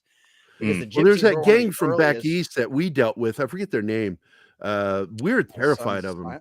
Sons of No. Silence, or wasn't the It was those were from more like Texas to Virginia, and they were really problematic. And Banditos. I can't remember their name. If you said it, I would know it. It just for some reason I'm forgetting it tonight. But Yeah. I just read an article that they still exist. I'm like, holy shit, how do these people still exist? There's a lot of them that still do. There's a lot, and it's funny too because a lot of veterans end up joining the local clubs and stuff like that, just because it gives you a little bit. It gives, and you're right, a lot of that is based off of military stuff because it was all veterans that founded a lot of those clubs. So yeah, you have lieutenants, you have all of that kind of stuff, secretary, and all of that. So yeah, very, very, very similar in a lot of. Hey, ways. Devil, since you are here, can you want to explain this? No, not really. Okay, we'll just listen to it. I got railed in a Senate room by a dude, and I railed a dude on camera in the Senate on the Senate floor or whatever, and now I'm the one who everyone's picking on me. I'm glad. Thank you. The Devil can actually be honest. Much appreciated. I mean, are we showing videos of Adam tonight? Yeah, let's see the I don't care. damn Go little- ahead. I have a Go video ahead. of Adam. Come on, man. Go ahead. Someone pull it up. Yeah, go ahead. Give me a moment. I have no recollection of this. I don't remember doing this. Real There's a quick, couple. This like Ariel says Gal is mad. Gal smash. gal smash. Gal, why are you so mad? I'm not. You are. Your character in your Death comic bites sounds smooth really now. cool, and then you see Adam, who after retiring from the military just drinks a lot. It's kind of Something's gonna happen consistently. I didn't track that, but it sounded funny coming out of his mouth. It always sounds funny A coming lot out of of Devil's It mouth. does. It was the pagan. I always That's play the the game. laugh track when he talks. Hell, He was- Satan's on The Simpsons. Oh, that was Uh, that was the Simpsons parody of it. Yeah. it was. Guys, that biker gang I was talking about was the pagans. Oh, By I the remember. way- Yeah, the pagans. I know about the pagans. By the way, I have something for Adam. Oh dear God. Okay. Oh God. Okay. All right. There's Yeah, and no he didn't even audio, fucking play it. Dermy. Dude, Yeah, we've fuck actually you, got this in the dumbass. show. That's We've what got we're this in the fucking clips. No, fuck you. I'll even play the fucking wait, or maybe I Dermy, took do it. you- Maybe I deleted it. Dermy, no, do here you it is. understand? Here. That's a Dermy was. Fuck, Oh, and that where was is my it? buddy Shellback that was in there with you guys. Dermy, we're Yeah. talking Yeah, about Shellback's good people. like this last night stuff. I got it. The one from I last don't night. have I'm anything almost. from last night. I wasn't got it. watching. I was asleep. All right, we're real quick. Ariel is saying Yes, yes. Ariel ballet. Also, the hell, Ryan. What's with all the eye flirting with Gal? Are you trying to do something naughty? Yes, he is. Ariel. I'll- in the Yeah, military, he- you can have him. He In the always- military, we have a phrase Yeah, for that. she's It's my called, girl best friend. it's called eye fucking. Yes. Dermy, is I'm that not too. gay, so yeah, she can be your beard. Oh, there he I is. already am. I mean, Okay. fucking like. Where's that video? I've got Where's to the mute video? it first. I've got to mute it first. Hold on. By the way, shout out to everyone who's watching over on Rumble. Yes, I am seeing you over there. You got all 24 of you. Thank you for being over there. We got Big Rob, Death Deer, Perdido. Who else is over there in the chat? That is about it. And Shai has been chatting over there too. Thank you guys. Ready? Again, eventually we are going to get a program over here where we can highlight your chats as well. Yeah, I would just like Full to say size real it. quick Hold on. to Ariel, Gal doesn't Here we swallow. go. You do. That's a lot. this was 5 in the morning. Oh. Oh my God. We gotta go all the way back. Sorry, I had to mute it. Turn the audio's off. The audio's off. Yeah, I turn know the because audio- it has music. You don't want to get hit. Yeah. Oh. Just Well, the audio's what really makes it great, though. No, we get cares? we Who cares about the fucking?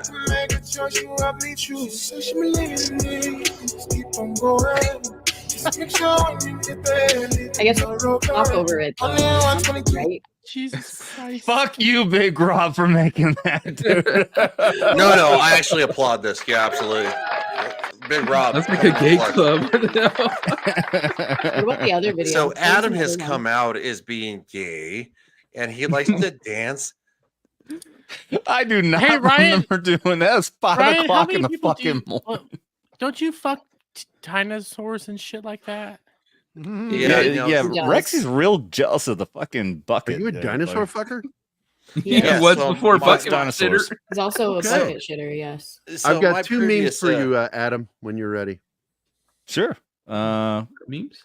Jesse, go ahead and do your thing. I was going to do it, but go ahead. What do you want me to do? Gary's Sharon. There you go. Yeah, I got you. All right, here you go. I didn't do actually that. said this Fuck. to my first sergeant. I actually did this to my first sergeant.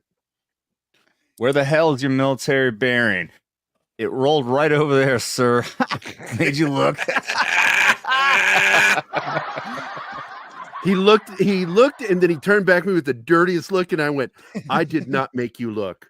You chose to look. And this is my Air Force joke of the day. You don't know. Go ahead, Jesse, you read your Air Force. You don't know how to do an 8-digit grid coordinate? It's not my fault. We're Air Force. That's right. The only place I needed to figure out was how the only grid I had to figure out was where the aircraft was. Yep. Row A. Now, because you guys were more space boots on the 3. ground, dude, the Air Force eventually learned how to do 8 and 10 digit grid coordinates and learned how to do back azimuths because you guys were on the ground in Afghanistan and Iraq. And that was in 2009 is when you guys started learning how to do that. But before that, that's what this joke's about, is because Air Force see, had and no that- idea what that fucking was. And that explains why I didn't learn it either, because I didn't enlist until 2008. So yeah, 07. Well, You didn't technically, know I what think a I back enlisted in azimuth 07, but was? 08. Yeah, you What? got to shoot a back ass in order to figure out how to get someplace. You have to Gal know how got to shoot. shot in the back azimuth every single day of the week. Yeah, well, that's because she loves it. though. She loves it. And on that note, I have to leave. Oh, Thank- darn. And Gal's so So disappointed. I know Aw. Gal's so crushed. Oh my god, it's not like we've streamed together for like 5 hours today. Oh, you're calling it streaming now. What I find interesting is your hair is almost the same color as your robe. No, Nobody it's got not. It's the camera. This is green. It looks pretty blue here. And on that note, I'm out, bitches. Bye, Later, bitch. bitch. Bye. See you tomorrow, man. Yeah, Gal's a blue-haired banshee. God, I really want to be able to kick you. I know. Her evil twin, blue-haired pro-liberal. And this would be the best time to do it because I bet you $10 he's not wearing pants. That's true. He's naked from the waist down. Adam doesn't own pants. Aren't When we he's, all when he's on out the hiking, train? he doesn't own a shirt. I just I like the thought way that was that normal. the Sure. fan from the computer blows on my nuts. Dude, I actually have a fan. I have this pad that's got a bunch of fans in it below my ass because I stream out in my garage and it gets hot down here in South Texas during the summer. So I have my ceiling fan that goes, and I did buy this little fucking dinky thing off of Amazon. I thought it was gonna be like they advertise it being a cool air thing, but you have to keep on pouring water, and it's got this thing that soaks up the water, and the air blows through these little fucking vents. And I'm like, it lasts for like 20 fucking minutes, and you got to pour more water in. So It's now called it's a just a fucking. humidifier. No, it's not a humidifier. It's supposed. It's cool air. It's literally like this fucking big, but now it's just a fucking dinky piece of shit fucking fan that just like blows mild air on my legs. So okay, before we actually get to a real topic, I did want to do so. Okay, Gal, I have been watching Alice in Borderland, and it's fucking great. I do love that show. I'm gonna say this though: anyone who's a fan of Alice in Borderland, the show, you guys will love Squid Game, because I guarantee I looked it up. Squid Game came out a year after Alice in Borderland. It's obvious they fucking took Alice in Borderland and fucking did something else. Squid Game is better. And I'm not saying Alice in Borderland is bad. It's still a great fucking show, but I'm telling you, check out Squid Game. If you like Alice in Borderland, Squid Game is so much fucking better. You'll love it. I guarantee it. You told us this last night, but also you know that Alice in Borderland is based off of a manga, right? Yeah, I know. Okay. I just wanted to make sure. One thing that did throw me off, and I'm glad. Okay, I was really surprised by this, because this is Japanese, right? Japanese does not buy into the fucking liberal wokeness bullshit. So when they introduced a character as being trans, it threw me off. But here's I know. Let me hold on. Let me say, what's interesting is that it's very obvious that they're putting that in there, and this is what we've talked about, the difference between what's woke and what isn't. They have a trans character in there, but it's not for the agenda. They mention it one fucking time, and so far they have not said anything else about it.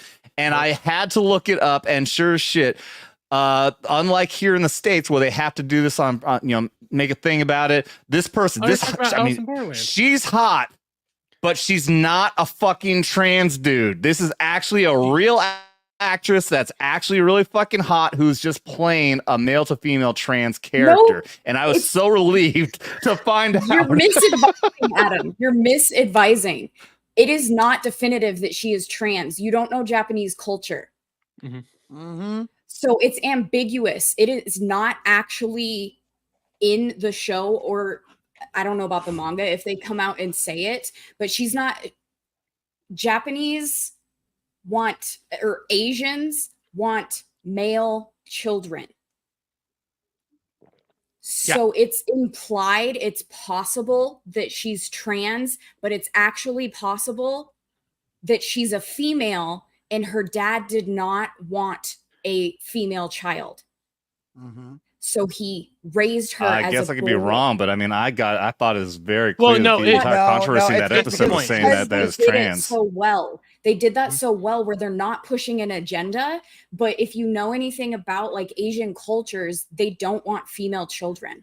And Adam, she's possibly one of the best characters in the entire show, and season 3 is coming out here soon.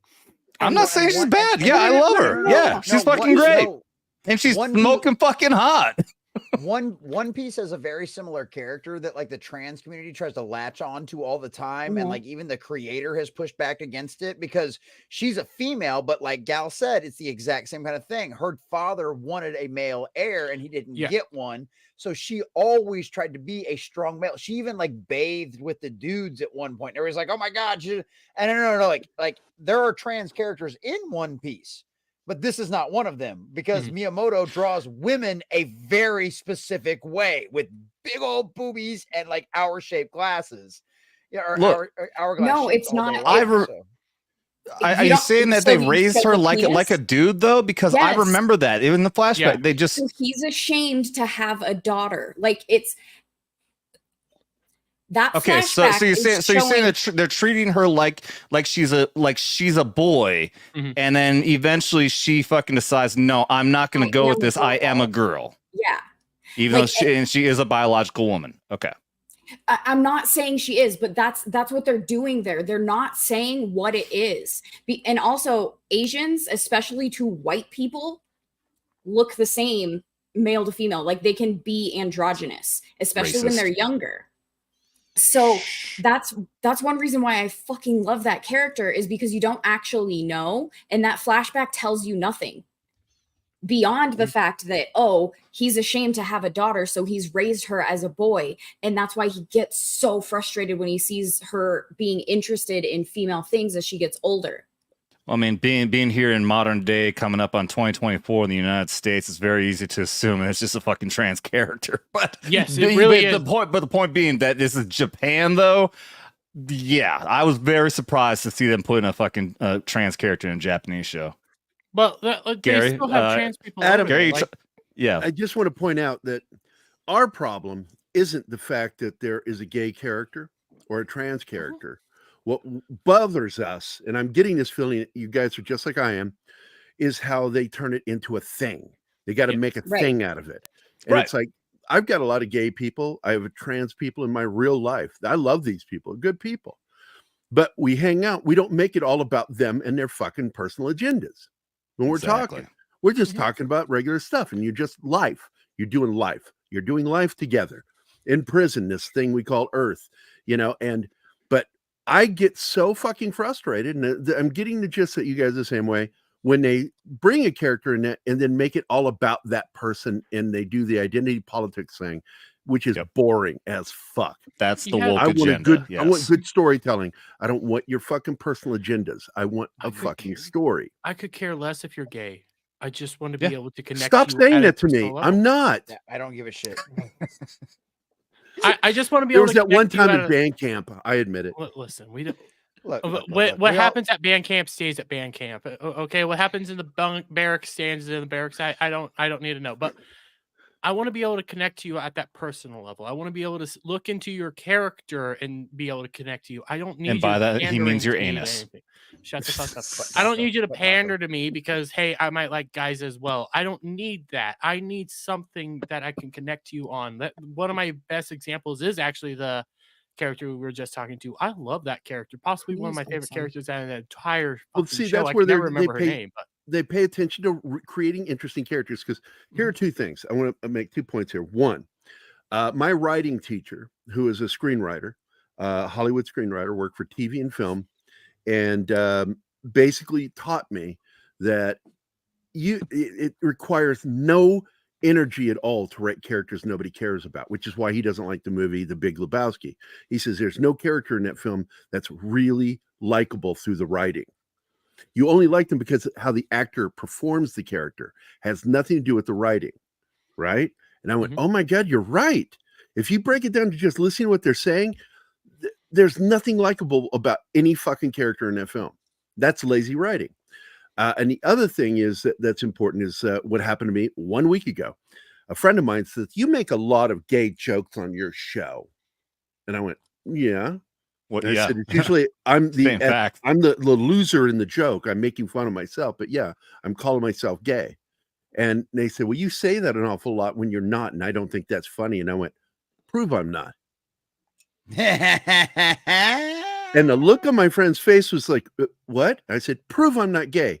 You tell me that I never secretly sucked a guy's dick or fucked him in the ass or been fucked in the ass. You prove it. And then this leads to my next statement, which is, it's not officially gay until you do it a second time and liked it. Is that the rule? That's the rule. Dude, that reminds me of an old Navy story. That reminds me of an old Navy story. One of my buddies was like, I had this old Navy chief, and he came up to me one day and he's like, boy, you look like an F word I can't say here on YouTube. Thank you for the restraint. Yeah. He's like, you ever suck dick? And he's like, no, sir. He's like, you sure? He's like, you look like you're gay. He's like, do you know if you're gay or not? He's like, I'm not gay, sir. He's like, well, how do you know? You ever sucked a dick? He's like, no, sir, I've never sucked a dick. And he's sounds like well, a proposition's about to happen. No. He's like, well, I sucked a dick one time and I didn't like it. So that's how I know I'm not gay. So what are you doing? What the fuck? I love like old salty enlisted guys, like the senior NCOs. I love the old salty ones, dude. They're the absolute best, man. So I had a chief tell me one time, he's like, I was like, Chief, are we supposed to do this? Are we supposed to ask the colonel? He's like, it's better to ask for forgiveness than permission. I was like, okay. So Nate said before you even went with that, Perdido over on Rumble says Navy has always been forthcoming with how gay they were. That's why Submariners stand watch Winnie the Pooh. I don't get the Winnie the Pooh part. Perdido, you need to explain that. Is that a Navy joke? I don't get it. By the way, Shinatsky brought up something, and he and I have talked about this before. Is the character that was played by Hun Lee on the show Banshee was a gay character who was very feminine and wore a lot of womanly kind of clothes on that show. He was my favorite gay character in a film or a TV series. That was an awesome character. He was an ass kick. He would kill somebody if it was necessary. Fucking love that guy. And he had a very military bearing about him, so it made me wonder if he'd served the character, not My the favorite. actor. I'm gonna stay with him being pan instead of just being gay, but my favorite character is still Captain Jack. Nothing beats. Oh, he's Captain very Jack from- pansexual. He is. Nothing pansexual. beats Captain Jack from Doctor Who, in my opinion. He is such a lovable character, and you don't give a shit what Yeah, his sexuality. Jack is. Harkness, wasn't it? Jack Yeah. Harkness. Yeah, Yeah, Jack he's a great Harkness. character. And He the had the guy's a best great spin-off. actor too. Well, and yeah, Torchwood is amazing, and he's a great actor, and like he's such a huge fan guy. Like this is one of those guys. Like he's very open about his sexuality. He's got a husband. He's open about that on Instagram. But this is a guy who has never once attacked fans. This is a guy who absolutely loves his fans to death. And when he was on the CW, he was great on the CW in the Arrowverse. He did an incredible job over there. And yeah, Torchwood was so good. And it's like it's one of those things like we didn't give a shit. Like the explanation that the doctor gave was, well, he's from the whatever century, so they're a little more open to a lot of things because Jack's attracted to everything. It's not just women, it's not just men, it's aliens. Like he's like, hey, He'd fuck a snake if someone would hold its head still. Dude, like he's like, that's what Jack is all about. And Torchwood led a little bit more into the gay thing, but it's also like Torchwood didn't have a bunch of aliens around. Like if there was a hot alien, Jack probably would have decided to go after the hot alien versus the cute dude or whatever. I do feel that Torchwood was the BBC testing the waters if they could start doing stuff. And that's the only thing that bothers me about it. Because I did like Torchwood, but they were testing waters and then they went absolutely full on flaming gay. Yeah, and that's one of the that was just a kind of a structural change inside of the BBC, just like a lot of the major corporations we see now, Hollywood, it all got taken over by the woke. I mean, if you're a white person working at the BBC, you're a minority. And especially if you're a white straight person, you're like even the lowest minority possible at the BBC right now. So if I go and work at the BBC, could I get a job? You probably could. I'm sure you could probably find the right dick to suck. It doesn't stand for big black dick. Cock. You okay, Mr. Dyslexic? That's not dyslexia. Whatever. No, that's not how it works. It's just it's just retardation, It's called which I am. dyslexia. Thank you. That's Burville dyslexia. Burville. Let's see how many smart people are out there to get what I just did.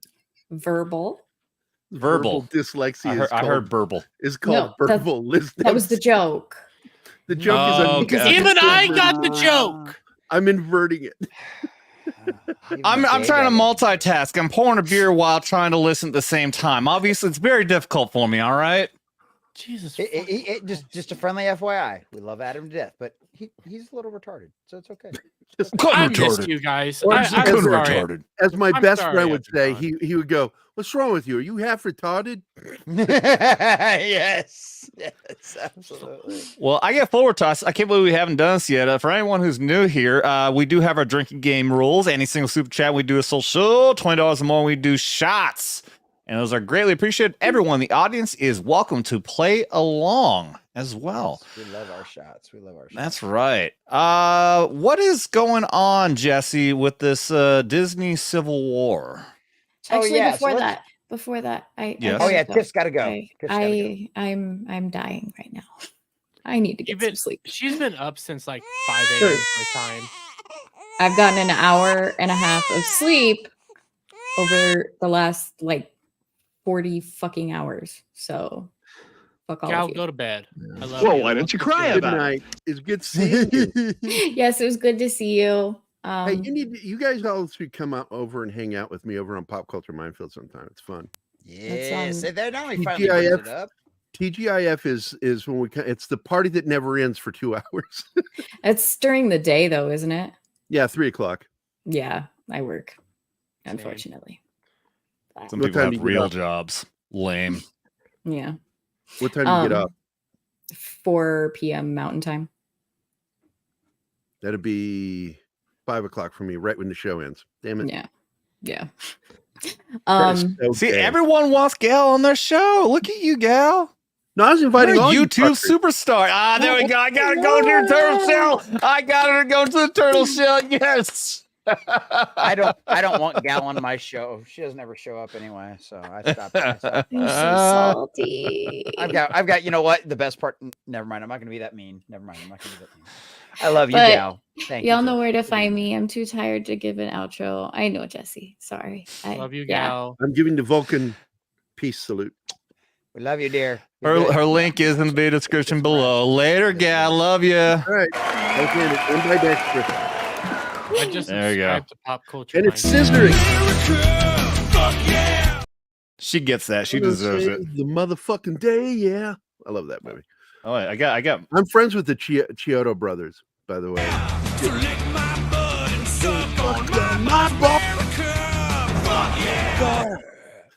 I'm friends with the Chiodos, and they're part of the reason why they'll never do a sequel, because they said that was a nightmare making that movie.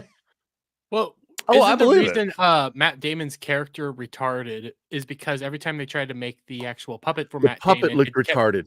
yeah, the puppet kept coming out looking retarded. So there was like, fine, we'll just Matt make him retarded. Damon.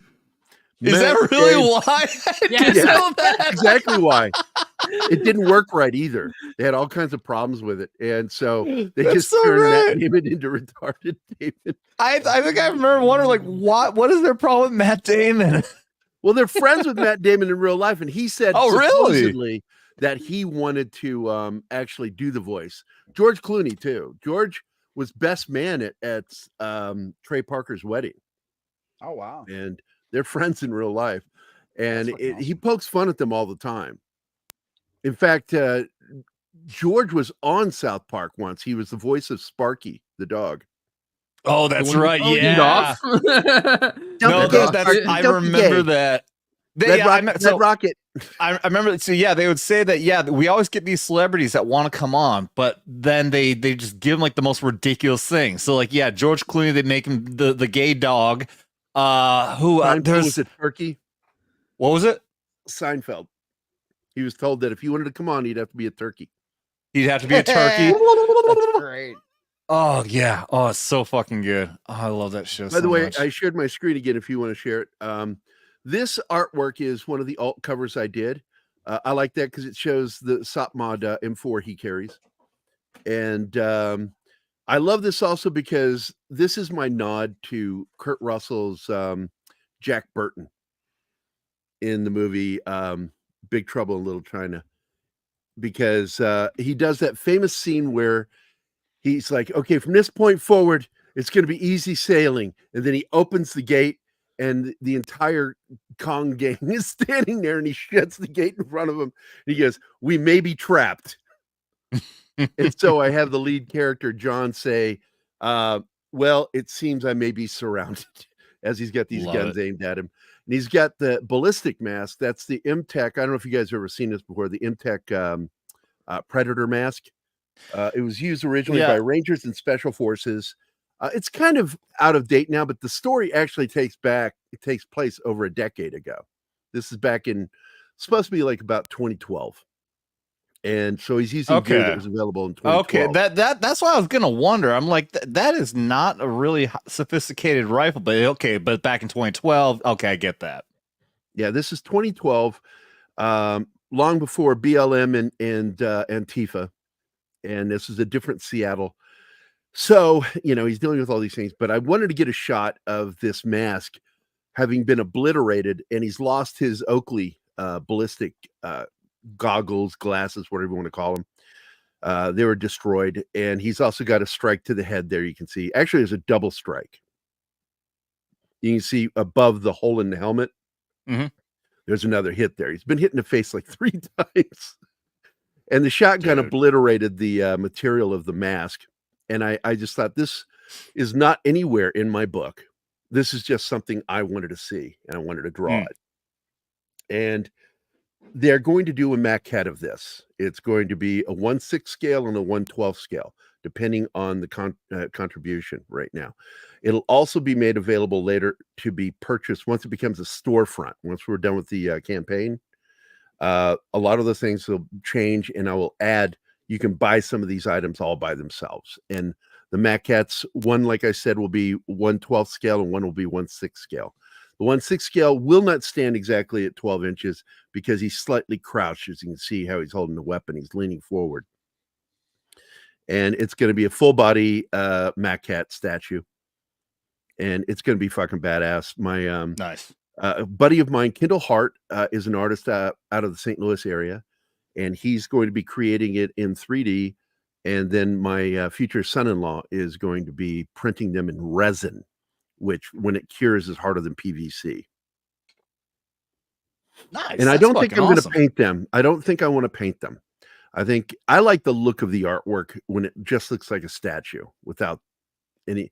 I like it with a slight patina, so I'll probably coat it with something, but I don't want to make it look like an action figure. I want it to look like a statue. And it's going to be this one where he's got the battle damage armor. It'll be cool. Hey, That's my fucking awesome. here. Fuck you, Kyle. I got a whole video That's over awesome, on my. dude. I got a video over on Pop Culture Minefield that I play whenever he pops in. It's a scene from Renfield when the captain turns to the young detective or cop and says, "Fuck you, Kyle." I still haven't seen Redfield. I need. Oh, it's a funny movie, dude. It is.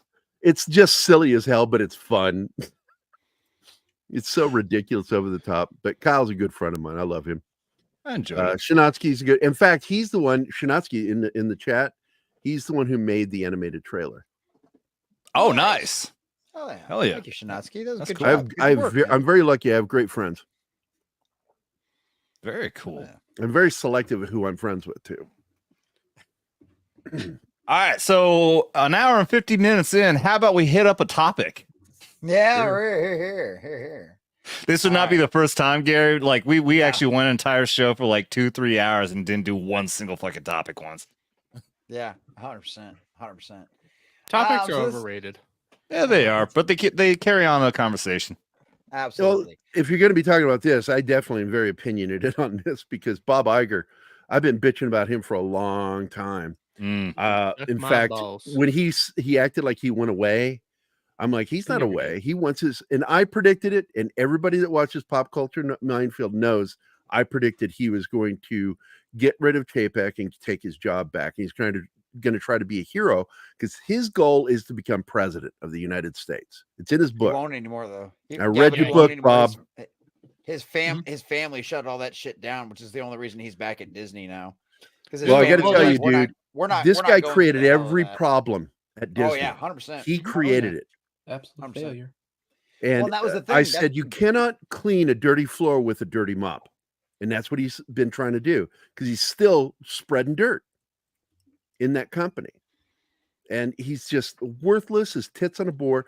And he should be. Nelson Peltz will fucking ruin his day if he gets those seats. Because Nelson Peltz and former guy of Marvel, I can't think of his fucking name off the top of my head right now, but they know the real truth is this is all Bob Iger's fault. Everything boils down to Bob Iger, and Bob Iger is trying to pin it on Kathleen everybody Kennedy, else but himself. All of it. Yeah. Feige, all of it. When he was one of the proponents that allowed Feige to spread that story, that the guy that's sitting up there now, I forget his name, that was running Marvel at Netflix and all that shit. He was running Marvel Entertainment, okay, and got him fired. He was the one that lied about him, saying that Called he him was racist. preventing him from doing stuff. It was all fucking lies. Kevin Feige started, Bob Iger helped propagate. And I'm just telling you, every single problem we've got right now at Marvel and at Star Wars, Bob Iger is at fault for. Yes, hands down, 100%. And that's kind of the reason why I wanted to bring this up, because this is something that I have been talking about for literally, January 6th, it'll be 3 years. It's literally something that I've been talking about from the very beginning, is that the only way Disney is going to be fixed in any way, shape, or form is one of two things are going to have to happen. It's either going to have to go bankrupt, and all the properties are going to have to be sold off for scrap, which is actually it's funny because that's actually what we're seeing happen to Paramount now. Yep. But it's exactly what's going to happen to Paramount, which means Star Trek might actually get into the hands of somebody who actually knows it and loves it. We might actually get good Star Trek again. But what I always used to say was Disney needed either to go bankrupt and have to sell off their properties or a shareholders revolt. And this is exactly what we're getting. This is finally what we're getting. It's taken, I mean, many of us have been talking about this since 2018. Some people have been talking about this since 2015. The CFO, the former Disney CFO, is one of the guys that's involved with this. He's the one that him and Nelson Peltz are the guys that they are pushing forward to get on the board. Go ahead, Gary. Kyle just said it. Zach's just said it. Ike Perlmutter. Yes, Ike Perlmutter. Yeah, Ike Perlmutter is the guy he forced out and lied about. Yeah, so Ike Perlmutter was the guy. Ike Perlmutter was the guy inside of Marvel that was like, "Hey, you shouldn't spend this much money on these movies." Like Ike Perlmutter didn't really care. He also stood against some of the stuff that Feige wanted to do. He said they'll make money. Captain Marvel being a female, he knew that female heroes don't sell. No, that was another person that said that. I can't remember. No, it was Ike. It was Ike. It was Ike. I thought that was Todd McFarlane that said that. No, Ike is the one who stood against that. And that's what Feige was spreading rumors about, like it was a bad thing. Mm-hmm. And Keith, and Ike Keith, my partner, fell for that shit too. Yeah, and Ike so much doesn't care per se about like the politics. Like the guy's not like an out conservative. It's all about money. Like exactly, it's all about to Ike. It's all about money, and that was his issue. He's like, if you want to make a Captain Marvel movie, go ahead with female Brie Larson or whatever, but don't spend $300 million making that damn movie. You know what I mean? Spend $50 million, spend $100 million. Ike Perlmutter was the guy that was like, no. The purse strings need to be tighter on this because if these movies fail, it's going to suffer. And that's what we've seen over the last year is Disney has lost every single quarter on Disney Plus. They have lost over $1 billion. The funny part is though, Common Nerd, is that a lot of people thought it was Victoria Alonso was the only problem. I'm like, no. Kevin Feige hired all of these people. That's what everybody forgets. Bob Iger and Kevin Feige. Everybody both in cahoots. Bob Iger has been in charge of the Walt Disney Company for the last 20 years. And because he wanted to be run as a Democratic nominee, he wanted to run for president. He decided to hire all of these woke left-wing people to come inside of the company. So that way it would prop up his, woke points or his bonus points, his lefty liberal Democrat points or whatever. So that would make it be easier for him to run for president. Well, then his family went, fuck you. No. We don't want to go through all that bullshit. We don't want to deal with that. So while Bob Iger was retired, not really, he never left the C-suite. He never gave up his fucking dual shower, dual bathroom office. That's why he ended up coming back. And also because of the fact that now, and this is the same thing I say about Kevin Feige, which is why you see Kevin Feige and everything getting rewritten over at Marvel right now. They will sacrifice the woke. They will sacrifice whatever they have to do to save their agenda. Now, Bob Iger might not be like that, but Kevin Feige is absolutely like that. He will sacrifice the woke in order to save his status in Hollywood, right? As being the greatest, a Hollywood studio runner ever. Bob Iger, on the other hand, no, he believes that Bob Iger's ego believes that his path is the best forward. And no matter what, he will go forward with that. Now what we have is Nelson Peltz, and now we have the former Disney CFO, and we've got all of these people worth billions of dollars of Disney stock that are now going, no. We're not putting up with this bullshit. We're going to come in there, and I am excited for this proxy war because Disney officially has a civil war on their hands. There are the shareholders that finally come out of the woodwork, and they're going, no, we're not putting up with this anymore. And I think Bob Iger's ass next year is going to turn into ground chuck.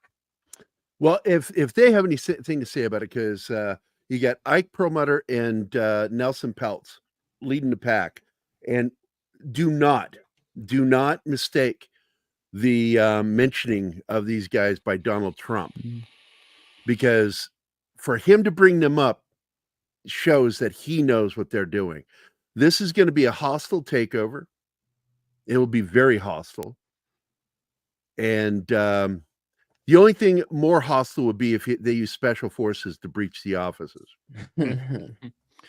Well, we also have I was about to go somewhere and I lost my complete train of thought. Ignore me. Okay. No, it's okay. Don't worry. We do all the time. We're well versed in that. Are we doing a show? What is this? Where am I? Something like it. But that's the thing is like these guys have like it's like one of those situations where I don't know what happened, but I think a lot of it had to do with the strike because Bob Iger used to be everybody's favorite in Hollywood, right? He was the guy that knew how to talk to talent, right? But as soon as those rumors came out about Bob Iger going, oh, we're just going to starve the artists or we're going to starve the writers out, everybody in Hollywood, everybody in the legacy media knew exactly where that came from. I mean, Ron Perlman even made a video about it, basically calling Bob Iger out on that video, you know, and it's like everybody knows where that comment came from. And Bob Iger is no friend to any of those Hollywood people anymore. And that's why they've all turned on him. That's why you've seen these news articles from Hollywood Reporter, from Variety, from all the rest of these companies going, yeah, screw Bob Iger. And yeah, this is not going to go well at all. So part of the press release, Pelt stated, in our view, Disney's board has failed to fulfill its essential responsibilities. Overseeing the development of an effective strategy, planning for orderly secession, which is once again a shot directly at Bob Iger because of the secession issues they've had, which the CFO that they are currently trying to fight for a board seat on was a guy that had been in Disney since like the late 1990s, been at like Disney for like 30 years, and also was originally supposed to be the successor for Bob Iger, but he left in 2015 for reasons we don't really know. Probably because he disagreed with Bob Iger, and Bob Iger will not have anybody on the board that disagrees with him. That's one of the accusations that's being made by Treon, which is the guys that now currently have like $3 billion worth of voting share as far as Disney. Treon is going out there and going, hey, you guys are screwing us over. You're losing us billions of dollars, and we're not going to put up with it anymore. And so they're coming after him. And that I think that old CFO, Nelson Peltz, and Ike Perlmutter, they've all got an axe to grind with Bob Iger. And I would be very interested to see if Bob Iger, I'm really curious to see how long Bob Iger actually lasts after this, because I don't think he's going to last past 2025. I really don't. His career is over. I think any aspirations he ever had of running for office is gone. He's, he screwed himself. And so I have zero sympathy for him. Fuck him. Yeah, fuck Bob Iger. Agree. By the way, Chaya Miller asked me a question earlier, and I wanted to respond to it. She asked, Gary, where are you from? I am accent neutral, so it's hard to tell where I'm from. A lot of us in the military, that. It's because of how I was in theater for years doing drama, and I'm from the South. I grew up in Arizona, and when I was 8 years old, my father kidnapped me and took me to Virginia, hid out there. And so I do have, if you catch me and I haven't had sleep, I get tired. I get so tired. And my Southern accent will come out. And I remember one time I was doing a VFW event with my brother-in-law's restaurant. He owned a Mexican restaurant up in Seattle. I was feeding, putting chips and drinks out and serving food. And I went over to this master sergeant's table, and I'm serving his wife and him. And I said, y'all want anything else to drink? This lady looked at me and her eyes lit up, and she's like, where are you from? I said, I'm from Virginia, ma'am. And she says, say something else. What a quaint accent. The minute she said quaint, it pissed me off. Oh, yeah. And I Dance for me, monkey, is what she's saying. Dance for me, entertain me. And I said, would you like something fucking else at this point, ma'am? And her husband just started rolling laughing. Because I'm a giant fucking monster of a human being. My nickname when I'm bearded and long haired is Sasquatch, because I look like a fucking Bigfoot. I had a dude want to fight me because I grew up in Vermont. I went back there after I spent 5 years in North Carolina, and I had y'all and everything else like that. And it came out when I drank, really, more than anything else. It came out when I drank, and I was at this fucking bar. Y'all's the correct way to say anything. Y'all's. I say y'all. And this fucking drunk ass dude asked me, "Where are you from?" Because I was talking with the fucking Southern accent. I said, "Oh, I'm from here. I grew up in Vermont." He thought I was bullshit. He's like, "Fuck you. Where the fuck are you from?" No, I'm from here. My accent changed because I spent 5 years in North Carolina. That's not how it works, man. Your accent doesn't just change. Yes, it does. Like, I had fucking buddies had to come over and be like, dude, he's from here. Fucking calm the fuck down. Fucking drunk ass. Dude, we had one of our guys in when I was in the Air Force. He no bullshit. He was from like the sticks of Tennessee, and he sounded just like Boomhauer. Like I've met guys like that. It's hard to understand what the hell they're saying. Maybe do you know? Oh yeah, you couldn't understand the fucking thing he said. But after about 6 months of being on station, you're around all these other mixed. I swear it's something with the military. We all kind of lose our accents. We all kind of balance each other out by the end. Because by about 6 months, you could actually understand what the fuck Boomhauer was saying because he lost a bit of the accent. Because that's just the way it is. You adapt to your surroundings. That's the way humans are.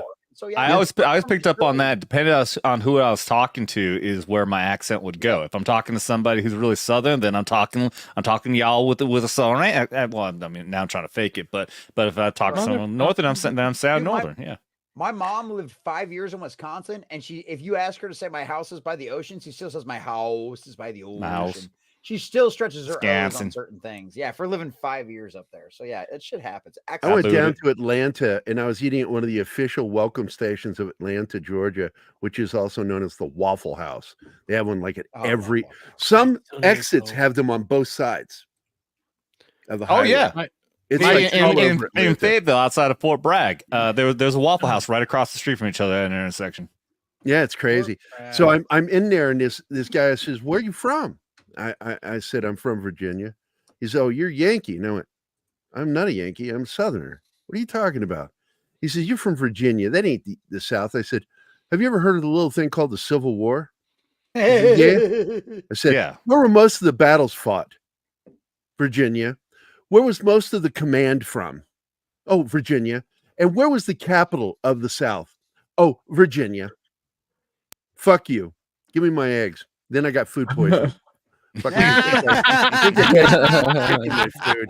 fucking asshole. Yeah, that was from the Fermunda cheese he added on there. Cheese. It's like, hey, what kind of cheese is that? "Oh, it's ripened wino dick cheese. It's really good." I have a goal of going to a I just had it. Fuck, what's it fucking called? You just said it, Waffle House at 2 a.m. That is my goal. I want to stream it at 2 a.m. That is my goal in life. Dude, that's a regular fucking thing. Yeah, when I was at Bragg, Dermy, yes. There's a reason why people say back at Bragg, because there's a lot of fucking stores in Fort Bragg, all right?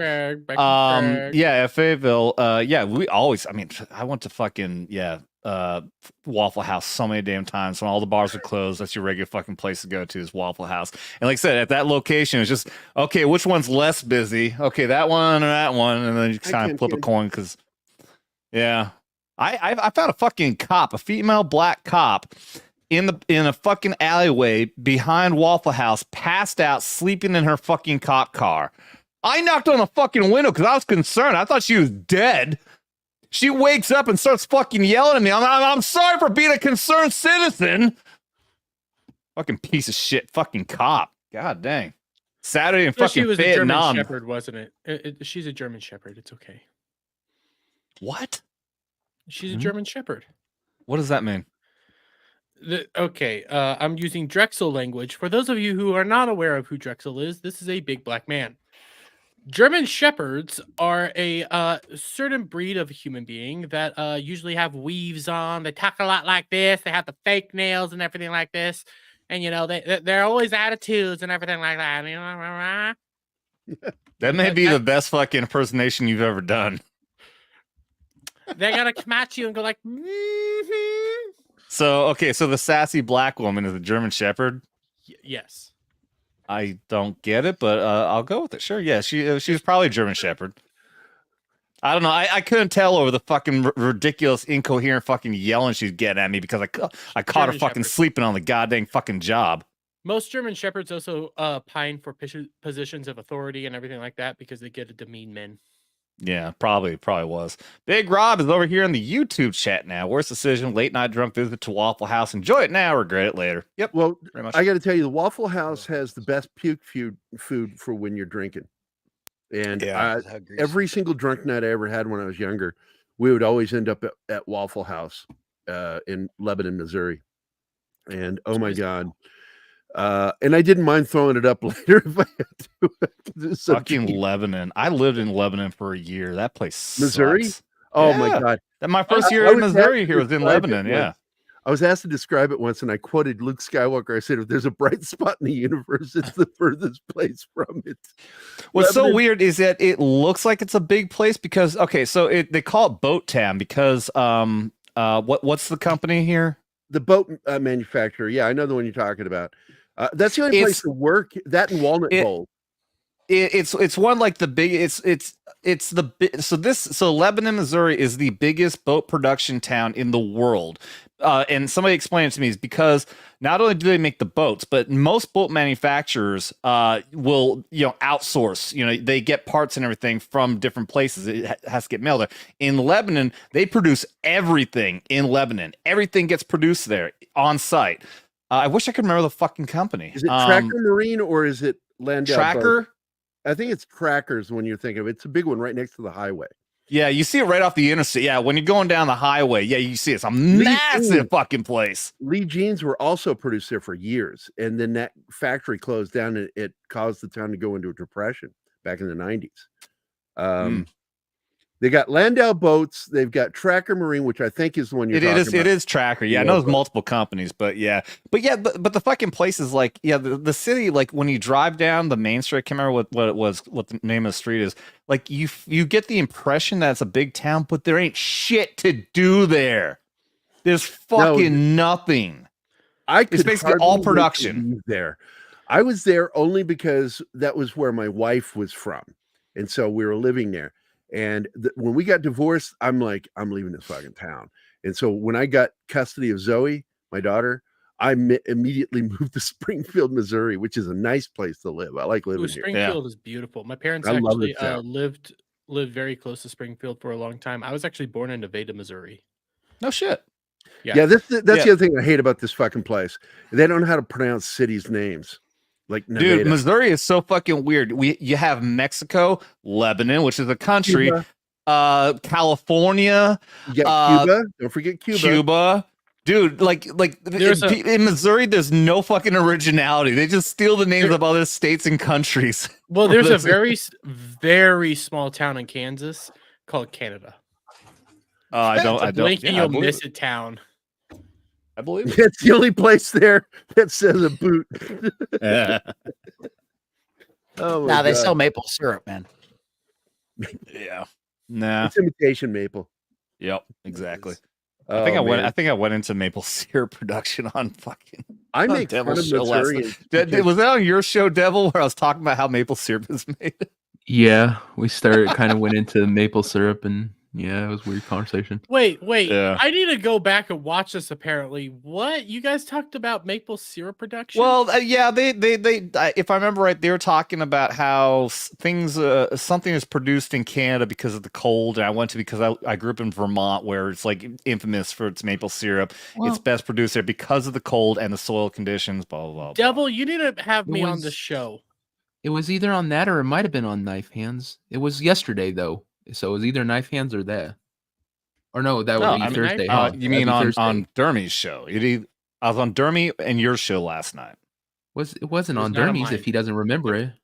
Yeah, clearly. So it was obviously on yours. It was on the pub. Must be. Yeah.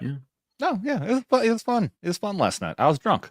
And you still haven't invited me. The only problem is you have to stay sober, Dermy.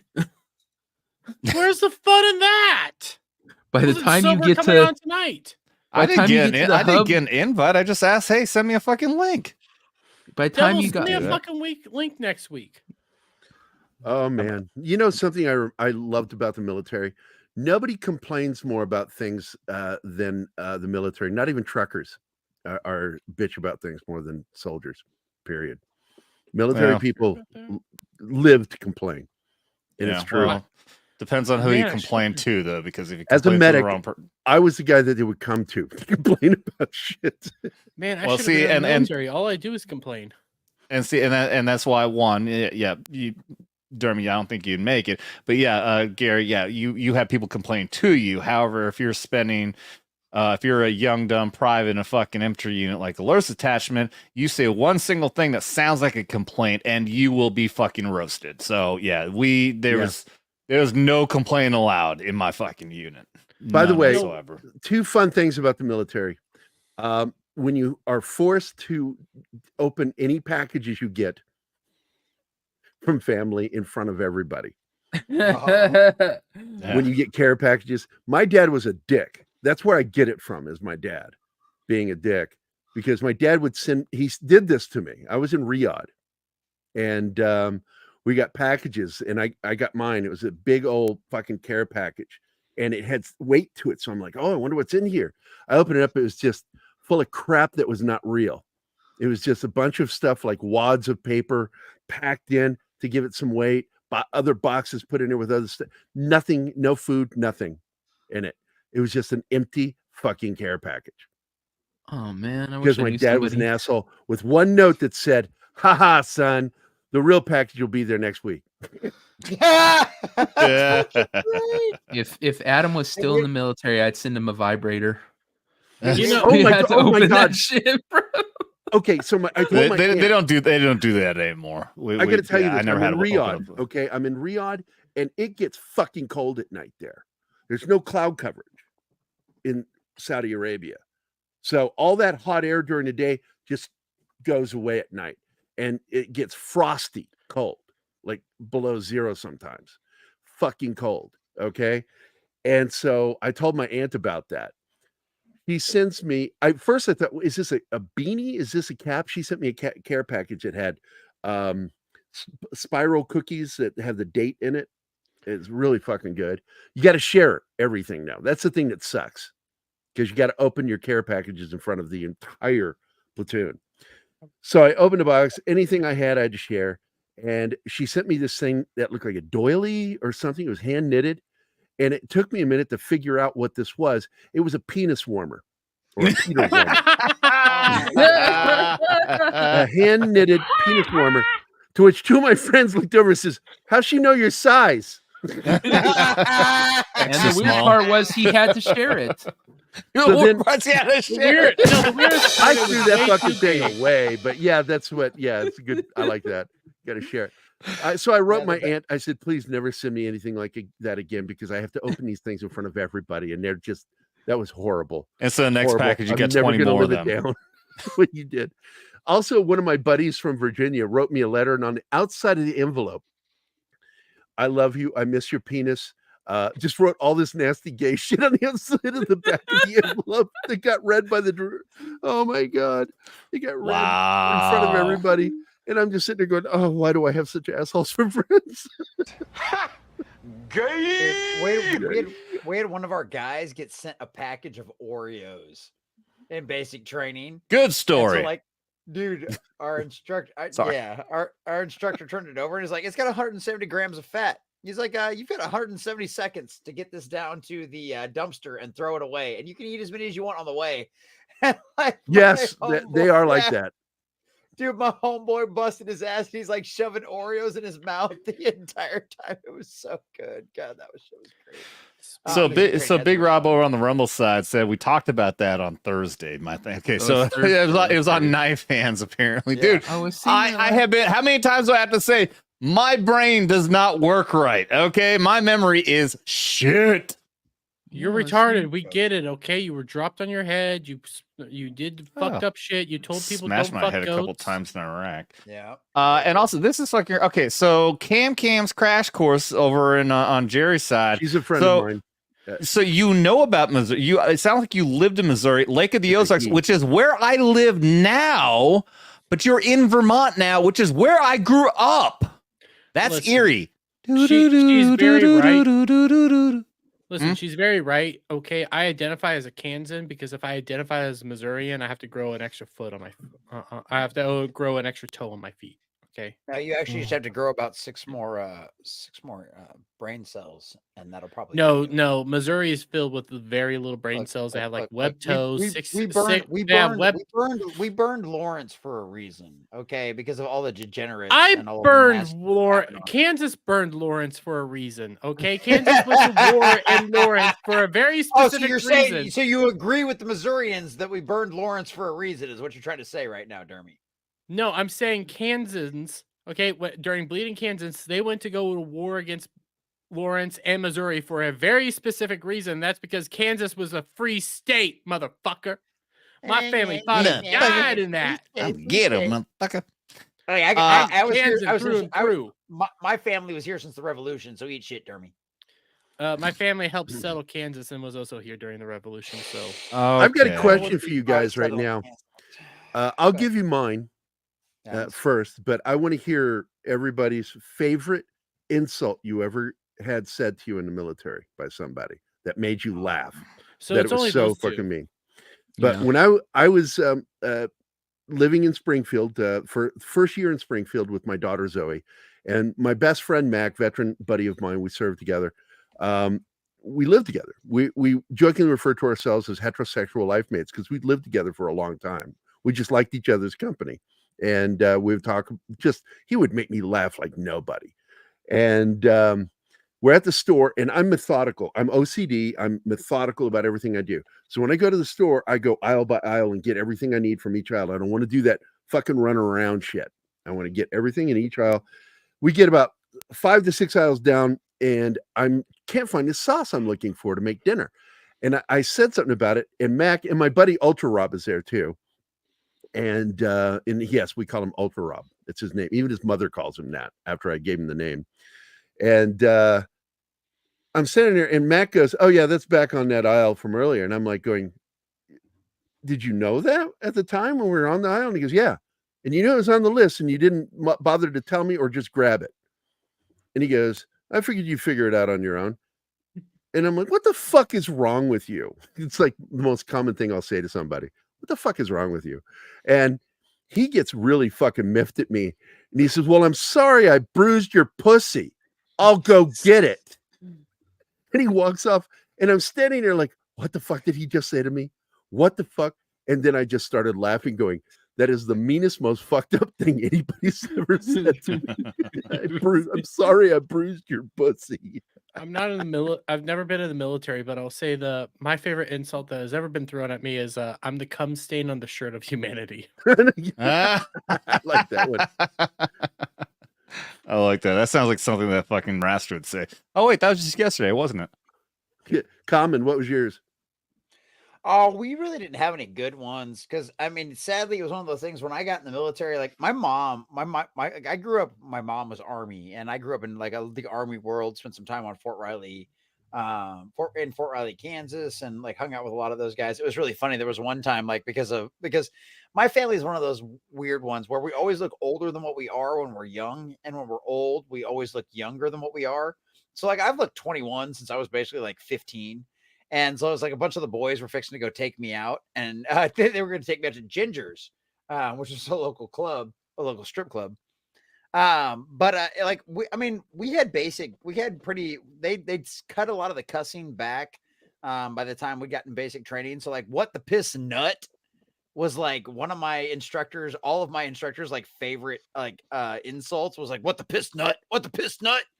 And it was always really funny because it was always something stupid. But one of the like I got my when I was in basic, my instructor, I can't remember his last name now, but his first name was Jesse, and the only reason I remember that is because it's the same first name as I've got. But it was really funny. He was instructing. We had some Brazilian instructors that were training with us. We're training with our flight, and he was like, "I'm going to teach them D2D." And I started laughing, and he just looks at me. I kind of giggled, and he looks at me, and he goes, "Think something fucking funny, Carlson?" I'm like, "No, sir." It's just like I was just like, but yeah, I mean, like I said, I unfortunately I got like I wish I would have enlisted earlier. I wish I would have been old enough to enlist earlier back when things were like a lot of fun. Like I miss the days of like I think it's proper for basic and training instructors to beat the fuck out of some of their guys. Oh yeah. You know what I mean? Like, I think that's proper. If you're going to be as little smart ass, and guess what? We all signed that document, right? We all signed that line and went, good luck. Guess what?